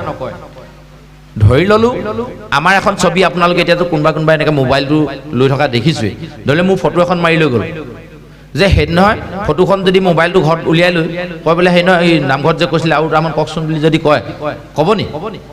ফটোখনে ক'ব নি? নকয়। গতিকে এই চিন্ময় মূৰ্তিক শ্ৰেষ্ঠ নাই কৰা, বান্ময় মূৰ্তিটোক শ্ৰেষ্ঠ কৰিছে। কেলে? বান্ময় মূৰ্তিটোত যদি সোধে কৃষ্ণৰ অৱতাৰ কেইটা আছিলে, আপুনি উলিয়াই চাওক, কৃষ্ণৰ অৱতাৰ কেইটা আপুনি দেখিবলৈ পাব, লিখি থৈ দিয়া আছে। কিন্তু যদি আপোনাৰ অৱতাৰ কেইটা আছিলে বুলি আমি মৃন্ময় মাটিৰ মূৰ্তিটোক সোধোঁ, সি ক'ব নি? মূৰ্তিটোৱে ক'ব নি মোৰ অৱতাৰ এইকেইটা আছিলে? নকয়। গতিকে সেইবিলাকতকৈ বান্ময় মূৰ্তিক শ্ৰেষ্ঠ বুলি কৈছে। কিন্তু যদি বান্ময় মূৰ্তিটোক আমি চৈতন্য নকৰোঁ তেতিয়াহ'লে সি কেতিয়াও শ্ৰেষ্ঠ হ'ব নোৱাৰে। উদাহৰণস্বৰূপে মোৰ ল'ৰাটো ভালে আছেনে নাই গুৱাহাটীত থকা, তাৰ ফালে ভূমিকম্প এটা হ'ল, বৰ ডাঙৰ ভূমিকম্প এটা হ'ল। এতিয়া মোৰ ভয় লাগিছে ল'ৰাটো ভালে আছেনে নাই। কেইদিনমানৰ পিছত তাৰ পৰা ফটো এখন আহিলে ল'ৰাটোৰ ভাগত, লেফাফাখনত চালোঁ, ধুনীয়া ফটো। এতিয়া আমি গম পাম নি ল'ৰাটো জীয়াই আছেনে মৰিলে? ফটোখন বা আগেই তোলা নে ভূমিকম্পৰ পাছত তোলা? গমটো নাপাম। ছবিখনে আমাৰ কথা নক'ব। চিঠি এখন আহিলে লিখা আছে, পূজনীয় মা দেউতা শ্ৰদ্ধা গ্ৰহণ কৰিব, সেৱা গ্ৰহণ কৰিব। যদিও ভূমিকম্প ডাঙৰ হ'ল, ইয়াত যদিও বহুত মানে ঘৰ খহি পৰিলে, আমাৰ একো হোৱা নাই, মই ঠিকে আছোঁ, ছুটি পোৱা নাই কাৰণে যাব পৰা নাই, কেইদিনমানৰ পিছত মই যাম। চিঠিখন আহিলে কাগজখন আপুনি পঢ়িব নাজানে, লুটিয়াই গুটিয়াই চাই আছে, আপুনি গম পাব নি? পঢ়িব নজনা মাক দেউতাকে গম পাব নি চিঠিখন চাই পিনি ল'ৰাটো ঠিকে আছে বুলি? নাপাব। পঢ়িব জনা এটাক মাতিব লাগিব, ঐ ল'ৰাটো এইফালেচোন কি লিখা আছে পঢ়ি দে। সি পঢ়ি দিলে তেতিয়া বুজি পালে, অঁ ঠিকে আছে, যা হ'ব, হয়নে নহয়? ঠিক তেনেধৰণে গুৰুজনাই আমাক এখন বানময় মূৰ্তি দি থৈ গ'ল, কিন্তু আমি পঢ়িছোঁ নে নাই সেইটোহে এটা ডাঙৰ কথা। যদি নপঢ়োঁ, পঢ়িব যেনিবা আমি নাজানোৱে, ভকতসকলক মাতিব লাগিব, সেই নহয় বাপসকল আহকচোন, এই পঢ়ি দিয়ক কি লিখা আছে। সেই পঢ়াখিনি আমি আকৌ শুনিব লাগিব। নুশুনিলে ল'ৰাটো ভালে আছে নে নাই কেনেকৈ গম পাম? যেনেকৈ ল'ৰাটো ভালে আছে বুলি চিঠিখনত লিখা আছে, মানুহটোৱে পঢ়িও দিলে, মই গুৰুত্ব নিদিলোঁ, মই গম পাম নি? নুশুনিলে গম পাম জানো? নাপাম। আমি শুনিব লাগিব, কিন্তু আমি মেক্সিমাম মানুহে নুশুনো। অলপ পিছত কথাটো কম। কিন্তু বানময় মূৰ্তিভাগক যদি আমি সদায় সেনেকৈ স্থাপন কৰি থৈ দিওঁ, তাৰ পৰা কিন্তু লাভ একো নহ'ব। উদাহৰণটো যে অলপ আগত কৈছিলোঁ যে স্বামী স্ত্ৰীৰ মাজত কাজিয়া লাগিলে, 4 দিনমান হ'ল মাত বোল বন্ধ। এই গুৱাহাটীত পঢ়া ল'ৰাটোৰ ওচৰলৈ কালিলৈ ৰাতিপুৱা 3টামান বজাতে ট্ৰেইনত মানুহজন যাব, আৰু তেওঁ আকৌ সোনকালে হাৰ নাপায়, মোবাইল চোবাইল নাই এলাৰ্ম দিবলৈ। শুনি পাইছে নাই আপোনালোকে? শুনিছে নহয়? বৰষুণে আমনি নাই কৰা নহয়? ঠিক আছে। তো মানুহজনে ডাইনিং টেবুলতে কাগজ এখনত লিখি দিলে, কালিলৈ মই ল'ৰাটোৰ ওচৰলৈ যাম, 3টা বজাত মোৰ ট্ৰেইন আছে, সোনকালে তুলি দিবি, সাৰ পুৱাই দিবি। কাগজখন দিলে আৰু ভাত বাহিৰ এনেকৈ চলি আছে আৰু মাত বোল নাই। মানুহজনীয়ে চালে, অঁ এওঁ যাব কালিলৈ। মানুহজনে 2টামান বজাত সাৰো পালে, কিন্তু মনলৈ ভাৱ আহিলে কি জানে নাই? তই হ'লে মোক আগে মাতিব নোৱাৰিলি, লিখিহে দিলি, ময়ো লিখি দিওঁ আকৌ। 3টা বাজিব হ'ল, উঠা যদি উঠা, নহ'লে কিন্তু সাৰ নাপা, কি কয় ট্ৰেইন ফেইল কৰিবা। শিতানতে থৈ দিলে, সাৰ পাবনে নাই? তেওঁ লিখি দিলে, এওঁ লিখি দিলে, সাৰ পাবনে নাই? একেই কথা। গুৰুজনে আমাৰ শিতানতে গুণমালা লিখি থৈ দিলে। নামক গৃহৰ মণিকূটত কি আছে? আমাৰ নামঘৰৰ শিতান কোনটো? ইয়াৰ মণিকূট ভাগ নহয় জানো? মণিকূটত কি আছে? বানময় মূৰ্তি আছে। কি আছেনো? এবাৰ সোধকচোন। আমাৰ মহিলাসকলে ওচৰলৈ যাবলৈ টান পায়, ভয় কৰে। এই কিবা হয় নামক গৃহত মই নোসোমাওঁ দেই মণিকূটত, এনেকৈ কয়। ভয়বোৰ দূৰ কৰক। আজি তাৰিখত সেইবোৰ ভয় নাই আৰু, নাপায় দিন গ'ল। আজি তাৰিখত মহিলা সমানে সমানে বহি পাঠ কৰে, এইবোৰ দিন গ'ল। কেলৈ দিন গ'ল বুলি কৈছে জানে? মানুহে বুজি পোৱা হ'ল কি আছে। যেতিয়ালৈকে কিতাপখনত কি আছে নিলিখাকে কল কিতাপখনক পূজা কৰি থাকিব, হ'ব নি? দোকানীজনে যদি প্ৰেছত দিব সময়ত যদি প্ৰিণ্টাৰ যদি দিবলৈ হয়, প্ৰেছত দিব হয়, গোটেই প্ৰেছটো ধুই মেলি ধূপ ধূনা জ্বলাই ভাগত প্ৰিণ্ট কৰিব, সেইদিনা কাকো ওচৰলৈ যাবলৈ নিদিয়ে, অকল ভকতকেইজনক মাতি প্ৰিণ্ট কৰিব। এনেকুৱা কৰে নি? যিদিনা গুৱাহাটী প্ৰেছৰ পৰা আমাৰ নেমুগুৰিত বিকিবৰ কাৰণে ভাগতখন আনিব, সেইদিনা মানুহটোৱে কাকো নুতুলে, গাড়ীখনত একদম ধূপ ধূনা জ্বলাই মালা চালা লৈ একদম ধূপ ধূনা গাই ভকতৰ নিচিনাকৈ ড্ৰেছ পিন্ধি যাব, আৰু দোকানীজনেও মানে ধুতি চুটি পিন্ধি তেওঁক ভাগতখন দিব, তেওঁ সেইমতে মূৰত লৈ আহিব। এনেকৈ আহে নি? অন্য কিতাপ আনে আনে। গতিকে অন্য কিতাপ পঢ়া নিচিনা আমিও পঢ়িব পাৰিম, কিন্তু যেনেকৈ গাত লেতেৰা লাগি থাকিলে পঢ়াত মন নবহে, ভৰিকেইটা লেতেৰা হৈ থাকিলে ল'ৰা ছোৱালীক কিতাপত পঢ়িবলৈ ক'বচোন, পঢ়িবলৈ মন নবহে, খিচখিচ খাচ লাগিব, হাতত বোকাখিনি দেখি থাকিব, নাকটোতে কিবা এটা লাগি থকা নিচিনা লাগিব, ভাল নালাগিব নহয়? সি ল'ৰালৈকে ভৰি হাত ধুই পিনি কিতাপত পঢ়িব। ঠিক তেনেধৰণে পবিত্ৰ অন্তৰে চাফা চিকুণ হৈ পিনি আমি পঢ়া দৰকাৰ আছে। গুৰুজনে শিতানত বানময় মূৰ্তি প্ৰতিষ্ঠা কৰিলে। কি আছে তাত? সকলোৱে জানে। কি আছে তাত? মহিলাসকলে জানে নে নাজানে বানময় মূৰ্তি কি আছে? ইয়াত যে সিংহাসন দেখিছে, তলত এটা কাছ আছে, ওপৰতে এটা হাতী আছে, তাৰ ওপৰত সিংহ মূৰ্তি আছে, এনেকৈ এখন আসন প্ৰতিষ্ঠা কৰিলে। আসনৰ ওপৰত এটা বাকচ নিচিনা আছে, যাক মানে আমহি ঘৰ বুলি কয়। সেই আমহি ঘৰৰ ভিতৰত গামোচাৰে ঢাকি এখন কিতাপ থৈ দিয়া আছে। কি আছে? কি আছে? নাজানো? নাজানিলে আমি মৰিছোঁ আৰু। গুণমালা নামৰ এখন কিতাপ আছে, হাতীমাৰি ভুৰুকাত ভৰুৱা বুলি কয়। গুণমালাখনৰ 6টা অধ্যায়ত শংকৰ গুৰুজনাই ভগৱন্তৰ গোটেই গুণ নামখিনি লিখি থৈ দিছে তাত, কিন্তু আজিলৈকে আমি পঢ়ি চোৱা নাই। সেই যে শিতানত থৈ দিছোঁ, 2টা বাজিলে উঠা যদি উঠা, নহ'লে ট্ৰেইন ফেইল হ'ব। সেই যে লিখি থৈ দিয়া কাগজখন শিতানত পৰি আছে, আমাৰো শিতানত গুণমালা পৰি আছে, আজিলৈকে আমি পঢ়ি চোৱা নাই। তেতিয়াহ'লে আমি হাৰ পাম নে নাপাম? জীৱন যাত্ৰাৰ ৰেলখনত সেইকাৰণে আমি সদায়ে ফেইল কৰি আছোঁ, সদায়ে ফেইল কৰি আছোঁ, কোনোদিন হাৰ নাপাম। সেইকাৰণে আহক, আমি সৰজৰে নিবেদন কৰিছোঁ, সকলোকে অনুৰোধ জনাইছোঁ, আহক সকলোৱে আমি এই যে গুণমালা, কীৰ্তন, দশম, ঘোষা, ৰত্নাৱলী, এই যে 6খনকৈ নিগম শাস্ত্ৰ গুৰুজনাই আমাক দিলে, আহকচোন আমি সকলোৱে পঢ়োঁ। কি লিখা আছে তাত জানিব লাগিব। নিলিখাকৈ কিতাপখনক পূজা কৰি থাকিলে আমাৰ কিতাপখনে একো নিদিয়ে।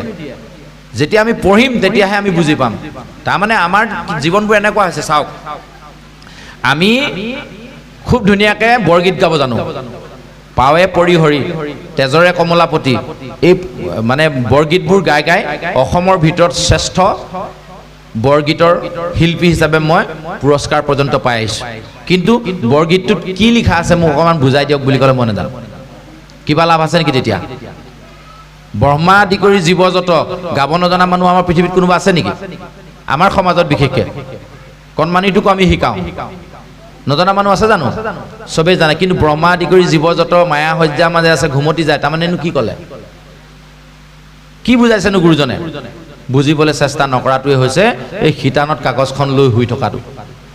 গুৰুজনে শিতানত নাম ঘোষা দি দিলে, গুৰুজনে শিতানত ইয়াত দিছে নহয়, কীৰ্তন দশম ঘোষা ৰত্নাৱলী আজি সজাই লৈছে আমাৰ শিতানত। আমি তাত ভৰিৰে নগৈছোঁ কওঁ, সেইবোৰ খুব ধুনীয়াকৈ জানো। ইয়াত আমি সেৱা নকৰাকৈ আমি ওচৰলৈও নাযাওঁ, সেইটো ধুনীয়াকৈ জানো। কিন্তু তাত কি আছে? কীৰ্তন দশম ঘোষা ৰত্নাৱলী। পঢ়িছোনে নাই আজিলৈকে?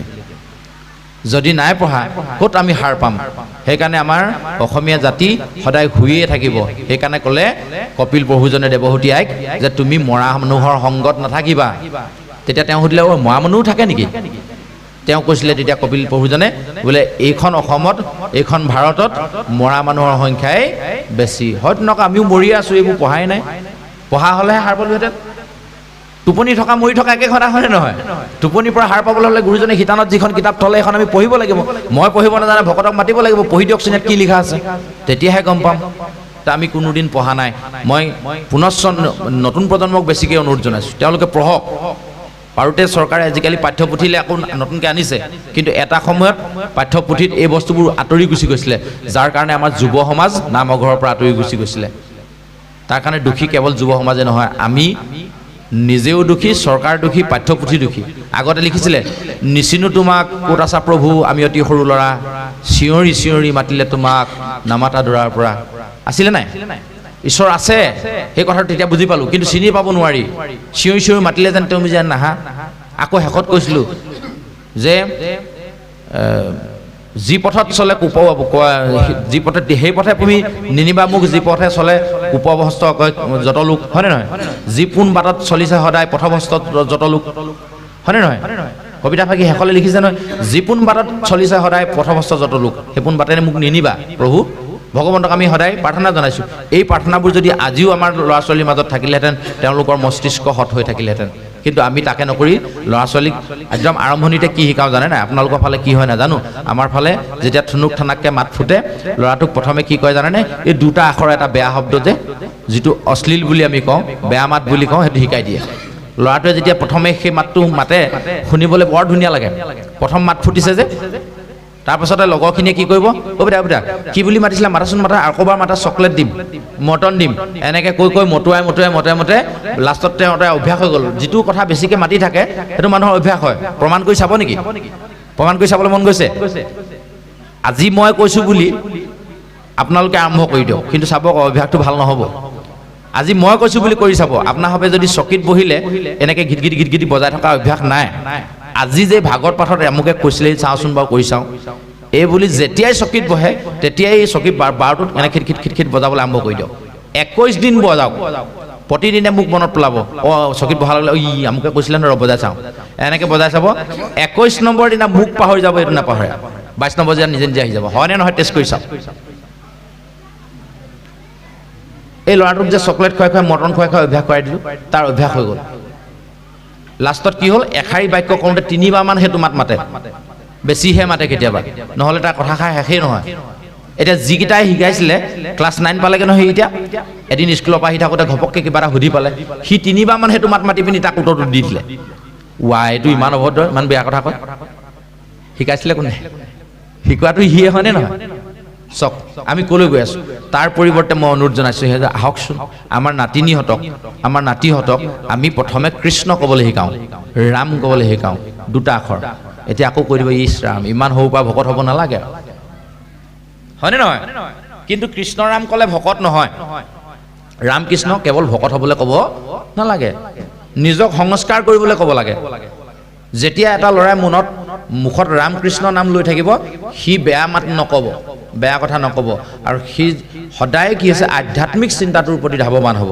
আৰু যি ল'ৰাই আধ্যাত্মিক চিন্তনত জড়িত হৈ থাকে, সেই ল'ৰাই একদম নিশ্চিত থাকক, আপোনাক এৰি থৈ কেতিয়াও আমেৰিকাত চাকৰি নকৰে, আপোনালোকক কোনোদিন বৃদ্ধাশ্ৰমত থকাৰ নিচিনা এই ব্যৱস্থাটোলৈ সি কেতিয়াও নাযায়। লাগিলে সি খাবলৈ নাপাওক, তথাপিও মাক দেউতাকক এৰি থৈ নাযাব। হয়নে নহয়? প্ৰমাণ কৰি চাব। মাক দেউতাকক এৰি থৈ যাবৰ কাৰণে আমি তেওঁলোকক বনাইছোঁ তেনেকৈ কেনেকৈ বনাইছোঁ ৰাতিপুৱা শুই উঠিলে স্কুললৈ নিব লাগে তাৰ আগতে আকৌ টিউশ্যন আছে টিউশ্যনলৈ নিব লাগে টিউশ্যন শেষ হৈ আহিলে ল'ৰালৰিকে বাপেকে মোজা পিন্ধাই আছে মাকে ভাত খুৱাই আছে দেৰি হৈছে স্কুললৈ যাব লাগে স্কুলত থৈ আহিলে ছুটি কেতিয়া হ'ব দেউতাকে বাট চাই আছে ছুটি হ'ল আগতেতো ল'ৰা নিজে নিজে যায় আজিকালি কোনো ল'ৰা নিজে নাযায় এই ওচৰৰ স্কুলখনেই হওক মাকে লৈ যায় চাবচোন হয়নে নহয় এইটো মেনিয়া হৈ গৈছে আগতেতো আমিবোৰে নিজে নিজে গৈছিলোঁ দিতাইপুখুৰী স্কুললৈ 3 কিলোমিটাৰ 4 কিলোমিটাৰ আমি খোজকাঢ়ি গৈছিলোঁ কিন্তু আজি তাৰিখত খোজকাঢ়িটো দূৰৰ কথা মাকে নি থৈ আহিব লাগিব আৰু সময়ত একদম স্কুটি লৈ ৰৈ থাকিব লাগিব ল'ৰা আহি স্কুটিতে উঠিব আৰু সেইটো আমিয়ে কৰি লৈছোঁ ল'ৰা স্কুলৰ পৰা ছুটি হ'ব নে নহ'ব আমি লৈ আছোঁ ল'ৰালৰিকে তাৰ পৰা আনিলোঁ আকৌ ৰ'বলৈ সময় নাই মুঠতে মাকে ভাত খুৱাই আছে মই আকৌ গানৰ ড্ৰেছ পিন্ধাই আছোঁ ডেন্সৰ ড্ৰেছ পিন্ধাই আছোঁ ল'ৰালৈকে আকৌ ডেন্সৰ ক্লাছ পোৱাই দিছোঁ গানৰ ক্লাছ পোৱাই দিছোঁ ল'ৰাই বুজিয়ে পোৱা নাই মই কি কৰিছোঁ এনেখন সময়তে যদি এনেধৰণৰ বকত কেইজনমানে গৈ কয় হেৰি নহয় ল'ৰাটো শনিবাৰে বা দেওবাৰে কোনোবা এটা বাৰত আমি আধ্যাত্মিক চিন্তা চৰ্চাৰ কেন্দ্ৰ বুলি এটা কেন্দ্ৰ খুলিছোঁ নামক গৃহত অকণমান আধ্যাত্মিক চিন্তা চৰ্চা কৰিম পঠিয়াবাচোন নাই তাৰ সময় নাই হয় দিয়া কম নে নকম কওক তাৰপাছত যেতিয়া সেই তেনেধৰণে শিক্ষা দিওঁতে সি পঢ়াত চোকা হ'বই কাৰণ কেলৈ পঢ়াত গুৰুত্ব দিছোঁ টিউশ্যনৰ ওপৰত টিউশ্যন দিছোঁ পঢ়াত চোকা হ'ল যেতিয়া চোকা হ'ল গৈ পেলাই দেৰগাঁও সৈনিক স্কুলে ক'লে ল'ৰাটোক আমাক দি দিয়ক এয়া মানে হেৰিখিনি ভাল দেখিছোঁ সৈনিক স্কুলত দি দিলোঁ তাৰ পৰা গুৱাহাটীয়ে ক'লে বোলে নহয় ল'ৰাটো ভালকৈ মেট্ৰিক পাছ কৰিলে আমাক দি দিয়ক আমি ফ্ৰী পঢ়াম আমিও ভালেই পালোঁ গুৱাহাটীত দি দিলোঁ ফ্ৰীতে পঢ়িবলৈ পাব হয়নে নহয় যেতিয়া ফ্ৰীতে পঢ়িলে ভাল ধুনীয়াকৈ পঢ়িলে ফাৰ্ষ্ট ক্লাছ পাছ হ'ল আমেৰিকাই ক'লে নহয় এইটো মগজু আমাক লাগে কিবা বুদ্ধি দেখুৱাই ভাল চাকৰি দেখুৱাই আমেৰিকাই তাক লৈ গুচি গ'ল এতিয়া ছুটি নিদিয়ে মাকৰ মুহূৰ্ততে সৎকাৰ কৰিবলৈ সি আহি নাপায়হি তাৰ কাৰণে দুখী কোন এতিয়া ল'ৰাটো সমাজ ব্যৱস্থা মই কোন কাক দুখিম এতিয়া যিটো ল'ৰাই আধ্যাত্মিক চিন্তনৰ অকণমান হ'লেও গুৰুত্ব দিছিলে যে এই যে গুৰুজনাৰ সৃষ্ট যিবিলাক নাট ভাওনা যিবিলাক এই ভাগৱত কীৰ্তন দশম ঘোষা ৰত্নাৱলী এখন 6খন যে নিগম শাস্ত্ৰ এইবিলাকৰ যোগেদি যিবোৰ চিন্তা চৰ্চাৰ যোগেদি ভাল মানুহ হোৱাৰ কৌশলবোৰ শিকিলে সেই ল'ৰা ছোৱালীয়ে কোনো কাৰণত মাক দেউতাকক ত্যাগ নকৰে এতিয়া ৰিহাব চেণ্টাৰ খুলিবলগীয়া নহয় ৰিহাব চেণ্টাৰ খুলিবলগীয়া মূল কাৰণ কি আজি তাৰিখত তিনিআলি চাৰিআলি ৰিহাব চেণ্টাৰ হ'ল কিয় হ'ল মূল কাৰণটো যুৱ উশৃংখলতা হ'ল নেখাবলগীয়া বস্তু খায় কেলে খায় জিভাখনক কণ্ট্ৰল কৰিব নোৱাৰে কিয় জিভাখন কেনেকৈ কণ্ট্ৰল কৰে নাজানে সেই শিক্ষা পোৱা নাই সেই জ্ঞান পোৱা নাই ক'ত পায় ইয়াত পায় আহক কালিলৈ যদি মোক মাতে ইয়াত ক'ত পায় দেখুৱাই দিম আমি অকল মই বুলিয়ে নহয় আধ্যাত্মিক চিন্তাৰ চৰ্চাৰ লগত যিমানবোৰ মানুহ জড়িত হৈ আছে ভাগৱত শাস্ত্ৰৰ লগত যিমানবোৰ মানুহ জড়িত হৈ আছে সকলোৱে দেখি পাইছে ভাল মানুহ কেনেকৈ হয় চাওক পঢ়া শুনা কৰিছোঁ ঠিকেই পঢ়া শুনাৰ যোগেদি এখন চাৰ্টিফিকেট পাম সেইখন হৈছে দেখি থকা চাৰ্টিফিকেট সেইখন হ'ল দৃশ্যমান চাৰ্টিফিকেট আৰু এখন চাৰ্টিফিকেট আছে এখন অদৃশ্যমান যিখন দেখি নাপায় সেই চাৰ্টিফিকেটখন কিন্তু জীৱনৰ আটাইতকৈ মূল্যৱান চাৰ্টিফিকেট আৰু সেইখন চাৰ্টিফিকেটৰ নম্বৰটো মাৰ্কশ্বিটখনত নম্বৰটো প্ৰথমেই দিয়া যায় 100 তাৰপাছত কিন্তু লাহে লাহে কাটি যোৱা যায় আৰু স্কুলত যিখন নম্বৰ দিয়া যায় মাৰ্কশ্বিট সেইখনত নাম্বাৰটো কাটা নাযায় যিমানটো আপুনি পায় সিমানটোৱে দি দিয়া যায় লাগিলে 100 ভিতৰত আপুনি 50 পাওক 50 দি দিলে আৰু তাৰ পৰা মাইনাছ নহয় কিন্তু জীৱনৰ এই আধ্যাত্মিক চিন্তা চৰ্চাৰ যোগেদি যিখন ভাল মানুহ হোৱাৰ চাৰ্টিফিকেট সমাজে দিয়ে সেইখনত নম্বৰবোৰ যোগ বিয়োগ হয় উদাহৰণ চাওক স্কুলৰ শিক্ষাৰে শিক্ষিত হ'লোঁ ফাৰ্ষ্ট ক্লাছ পাছ কৰিলোঁ সেই চাৰ্টিফিকেটখনৰ যোগেদি কেৱল মাত্ৰ এটা মই চাকৰিহে কিনি ল'ব পাৰিম আৰ্থিক সচ্ছলতাৰ কাৰণেহে তাক মই প্ৰয়োগ কৰিব পাৰিম কিন্তু ভাল মানুহ হোৱাৰ যিখন চাৰ্টিফিকেট সেইখন কিন্তু তাৰ পৰা মই নাপাম কেনেকৈ নাপাম চাওক মই ভাল ফাৰ্ষ্ট ক্লাছ ইঞ্জিনিয়াৰ পাছ কৰিলোঁ পাছ কৰাৰ পিছত মই ইঞ্জিনিয়াৰো হ'লোঁ আৰু গাঁৱলৈ সোমাই অহা দলংখন বনাৰ দায়িত্বটো মোৰ ওপৰতে পৰিলে কিন্তু কথাটো হ'ল কি যিমান পাৰোঁ কম পইচাত বনাবলৈ চেষ্টা কৰোঁতে দলংখন দুদিনমান ভাগিলে হয়তো চাগে সেই সময়ত ভাগিলে যিটো সময়ত মোৰ মা দেউতাই সেইফালে গাড়ী এখনেদি পাৰ হৈ গৈ আছিলে দলংখন বনোৱা মানুহটো কিন্তু ইঞ্জিনিয়াৰটো ময়ে আছিলোঁ তাৰ কাৰণে দুখী কোন এতিয়া যদি মই ভাল মানুহ হ'লোহেঁতেন এতিয়া এটা ল'ৰাই যেতিয়া মানে মাক দেউতাকক সুধিছে ফাৰ্ষ্ট ক্লাছ মেট্ৰিক পাছ কৰিলে দেউতাকে ক'লে তই ইঞ্জিনিয়াৰ হ'ব লাগিব দাদাকে ক'লে নহয় তই ডক্টৰ হ'ব লাগিব খুৰীয়াকে ক'লে নহয় তই প্ৰফেচৰ হ'ব লাগিব মাকে ক'লে নহয় আমাৰ গাঁৱত SI নাই ICS বিষয়া নাই EPSC বিষয়া নাই গতিকে তই ICS বিষয়া এজন হ'ব লাগিব উপায় নাপায় ল'ৰাটোৱে গৈ আইতাকক সুধিলে এটা চবেইচোন মোক বেলেগ কিবা কিবি হ'বলৈ কৈছে মই এতিয়া কি কওঁ তই যি হ কিন্তু প্ৰথমে এটা ভাল মানুহ হ আটাইতকৈ শুদ্ধ কথাটো আইতাকে ক'লে যে ভাল মানুহ প্ৰথম হ'ব লাগিব নেমুগুৰি অঞ্চলৰ যুগ যুগান্তৰ গৌৰৱ সবেশ্বৰ ভূঞা প্ৰভু কোনোবা দিন এনেকুৱা এজন ডক্টৰ জন্ম হ'ব নেকি কালি পৰহিলৈকে 250 টকা ফিজ টকা নেমুগুৰি অঞ্চলৰ বুলি ক'লে ফ্ৰীতে অপাৰেশ্যনটো কৰি দিয়া মানুহ আৰু ডক্টৰ দ্বিতীয়জন ওলাব নেকি ডক্টৰ তেনেকুৱা ঢেৰ মানুহে পঢ়িলে হয়নে নহয়? এজন মানুহৰ পৰা কিডনী এটা উলিয়াই যদি অইন এজনত লগাই দিবলৈ হয় সেইটোতো বেলেগে নোৱাৰিব, ডক্টৰেহে পাৰিব। কিন্তু সেই মানুহজনে যদি ডক্টৰে কিডনীটো উলিয়াব জানি, কেনেকৈ উলিয়াই কিডনীটো উলিয়াই বুলি জানি বুলি যদি কিডনী উলিয়াই বিকা কামটোত লাগি যায়, তেতিয়াহ'লে আমি কি বুলি ক'ম সেইজনক? গৌবেক নক'ম নি? হাই নক'ম নি? কালি পৰহি নেমুগুৰিত হাই হৈ আছে। কেলে হৈছে? কেলে কৰিবলগীয়া হৈছে? যে এই গোটেই বস্তুটো আধ্যাত্মিক চিন্তাৰ অভাৱত হৈছে। সেইকাৰণে আহক, নৱপ্ৰজন্মক লৈ আহক, নতুন প্ৰজন্মক লৈ আহক। আমি য'তে যাম অকল নতুন প্ৰজন্মক লৈ কথা হ'ব। আমি কেৱল মাত্ৰ নতুন প্ৰজন্মই কেনেকৈ আধ্যাত্মিক চিন্তাৰ প্ৰতি ধাৱমান হ'ব, তেওঁলোকে কেনেধৰণে এজন ভাল মানুহ হ'ব, এই চাৰ্টিফিকেটখন কেনেকৈ ক'ত পায়। তাৰমানে এতিয়া ধৰক গাঁওখনত ক'ব, এই আমুকৰ ল'ৰাটো বৰ ভাল দেই, কথা ক'লে শুনে, আমুকৰ ল'ৰাটো বৰ ভাল দেই, মাত কথাবোৰ ইমান ভাল। এই যে ভাল বোলা চাৰ্টিফিকেটখনতে যদি পাই যায় নহয়, অনাগত দিনত চাকৰি নাপালেও সেই ল'ৰাটো ভালকৈ চলিব পাৰিব, মন কৰিব। কিন্তু অকল চাৰ্টিফিকেটখন লৈ আহিলে সেইটোৱে যদি ধনীও হয় ন, ইটোও দেখিব নোৱাৰে, সিটোও দেখিব নোৱাৰে, কাৰ লগত জীয়াই থাকিব? হয়নে নহয়? তো এই কথাবোৰ আমি জানিবৰ হ'ল। গতিকে প্ৰথম স্কন্ধত এই কথাখিনি খুব ধুনীয়াকৈ দিয়া আছে। কলিক নিগ্ৰহ কৰিব লাগিব, মনৰ মাজৰ পৰা কলি ভাৱনাবোৰ নাইকিয়া কৰিব লাগিব। কলি থকা জেগা আৰু বহুত আছে, সময় বহুত দীঘলীয়া হৈছে, এইখিনি কথা ক'বলৈ বহুত দীঘলীয়া সময়ৰ প্ৰয়োজন আচলতে। সেইকাৰণে প্ৰথম অধ্যায়ৰ যিখিনি কথা এইখিনিতে আমি ইমানখিনিলৈকে সামৰিছোঁ। যদি বতৰ ভালে থাকে, সমিতিয়ে যদি আমাক আকৌ কৈছিল অলপ আগত যে আকৌ এবাৰ আলোচনা কৰাৰ কথা, যদি আপোনাসৱৰ উপস্থিতি থাকে, নহ'লে এনেই কথা পাতি ভাল নালাগিব। কাৰণ কেলৈ পাঠকীসকলে ইমান দূৰৰ পৰা পাঠ পঢ়িম বুলি আহিছে, তেওঁলোকৰ আশাত চেঁচা পানী ঢালি যদি আমি ইয়াতে বহি থাকোঁ, কথাই কৈ থাকোঁ, লাষ্টত গৈ থৈ সেই পৰীক্ষিতে যেনেকৈ শ্ৰমিক মুনিৰ ডিঙিত সাপ দি দিলে, তেওঁলোকে যদি মোৰ ডিঙিত দি দিয়ে, মোৰ গুচাবলৈ ৰাস্তা নাইকিয়া হৈ যাব। গতিকে আমি ইমান দীঘলীয়া নকৰোঁ। অনাগত দিনত উঠি অহা নৱপ্ৰজন্মৰ প্ৰতি বহুত ক'বলগীয়া কথা আছে, শাস্ত্ৰৰ যোগেদি বহুত জানিবলগীয়া কথা আছে। মানে এজন মানুহৰ মগজু কেনেকৈ ঠিক হৈ থাকিব, অকল ঠিক হৈ থাকিবলৈ এই কথাখিনি অকল এদিন শুনিলেই নহ'ব, তাক অভ্যাসত ৰূপান্তৰিত কৰিব লাগিব। অভ্যাসত ৰূপান্তৰ কৰিবলৈ চবেই নোৱাৰে। কেলৈ নোৱাৰে? এতিয়া মন কৰিব চাওক, আপুনি গাখীৰ খাবৰ কাৰণে মানুহক চিঞৰি ক'ব লাগে, গাখীৰ অকণমান খাবিও, হয়নে নহয়? গাখীৰ খাব নি বুলি ঘৰে ঘৰে সুধি ফুৰিবলগীয়া হয় বেপাৰী আহি, তথাপিও মানুহে গাখীৰৰ প্ৰতি আগ্ৰহী নহয়। কিন্তু নেখাবলগীয়াটো আকৌ হাবিৰ মাজত লুকুৱাই থ'লেও বিচাৰি পায়। কিয়? মানসিকতাটো কোনে জন্ম দিয়ে? আমি কোনটো বিচাৰোঁ? এতিয়া আমি চিধাচিধিকৈ কওকচোন, কোনটো বিচাৰোঁ? হাবিৰ মাজত গৈ মানুহে মনে মনে বিচাৰি খাওক সেইটো বিচাৰোঁ, নে গাখীৰ বিচাৰি খাওক আমি সেইটো বিচাৰোঁ? যদি সেইটো বিচাৰোঁ তেতিয়াহ'লে ইয়াত গাখীৰ আছে, ইয়াত অমৃত আছে, দধি দুগ্ধ ঘৃত মধু আছে। আহক, কেনেকৈ উলিয়াই, কেনেকৈ পান কৰে, ঈশ্বৰ ক'ত থাকে, ঈশ্বৰে কি কৰে, ঈশ্বৰক কেনেকৈ পায়, এই কথাবোৰ আমি ইয়াৰ পৰা জানিব পাৰিম।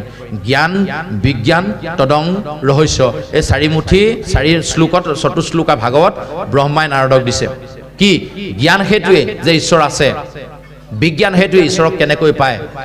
তদং মানে তন্নতনকে তাৰ পৰা অৰ্থখিনি উলিয়াই ল'বলৈ, তেতিয়া আমি ৰহস্য ভকতি কৰিব পাৰিম, তেতিয়াহে শাস্ত্ৰ সম্পূৰ্ণ হ'ব। আৰু তেতিয়াই পৰীক্ষিতে যেতিয়া জ্ঞান গংগাৰ পাৰত বহি শুকমুনিৰ পৰা এই যে দ্বাদশ স্কন্ধ ভাগৱত পঢ়িলে, শেষত ভাগৱত মাহাত্ম্যত কৈ দিলে যে দ্বাদশে ভৰিল মুণ্ড, দ্বাদশ স্কন্ধত কৈ দিলে যে ভাগৱত মাহাত্ম্য তাত আছে পৰীক্ষিতৰ মুখ্য লাভ। তাত ধুনীয়াকৈ কৈ দিলে যে মই মৰিলোঁ বুলি ভাবিছিলোঁ, যিটো প্ৰথমে তক্ষকে দংশন কৰিব মৰিলোঁ বুলি ভাবিছিলোঁ, নহয়, মই এতিয়া তৰিলোঁ, শুকমুনিক পালোঁ, জ্ঞানেৰেদি মই বুজি পালোঁ যে মোৰ মুণ্ডটো ইয়াতহে আছিলে। প্ৰথমে মুণ্ডটো হেৰুৱাই দিছিলে ক'ত? ঋষি মুনি যেতিয়া মৰা সাপ আহি দিলে, তাৰমানে এইডোখৰ পৰা এইডোখৰ মৰি গ'ল, মুণ্ডটো হেৰুৱাই দিলে। প্ৰথম স্কন্ধত মুণ্ডটো হেৰাই গ'ল, মৰা সাপেদি ভাগত আৰম্ভ হৈ গ'ল, আৰু একেবাৰে দ্বাদশ স্কন্ধত জীয়া সাপত ভাগত শেষ হ'ল। তাৰমানে কি? তেওঁ মূৰটো ঘূৰাই পালে, বুজি পালে যে প্ৰকৃততে মই নমৰোঁ, মোৰ এই শৰীৰটোহে মৰিব।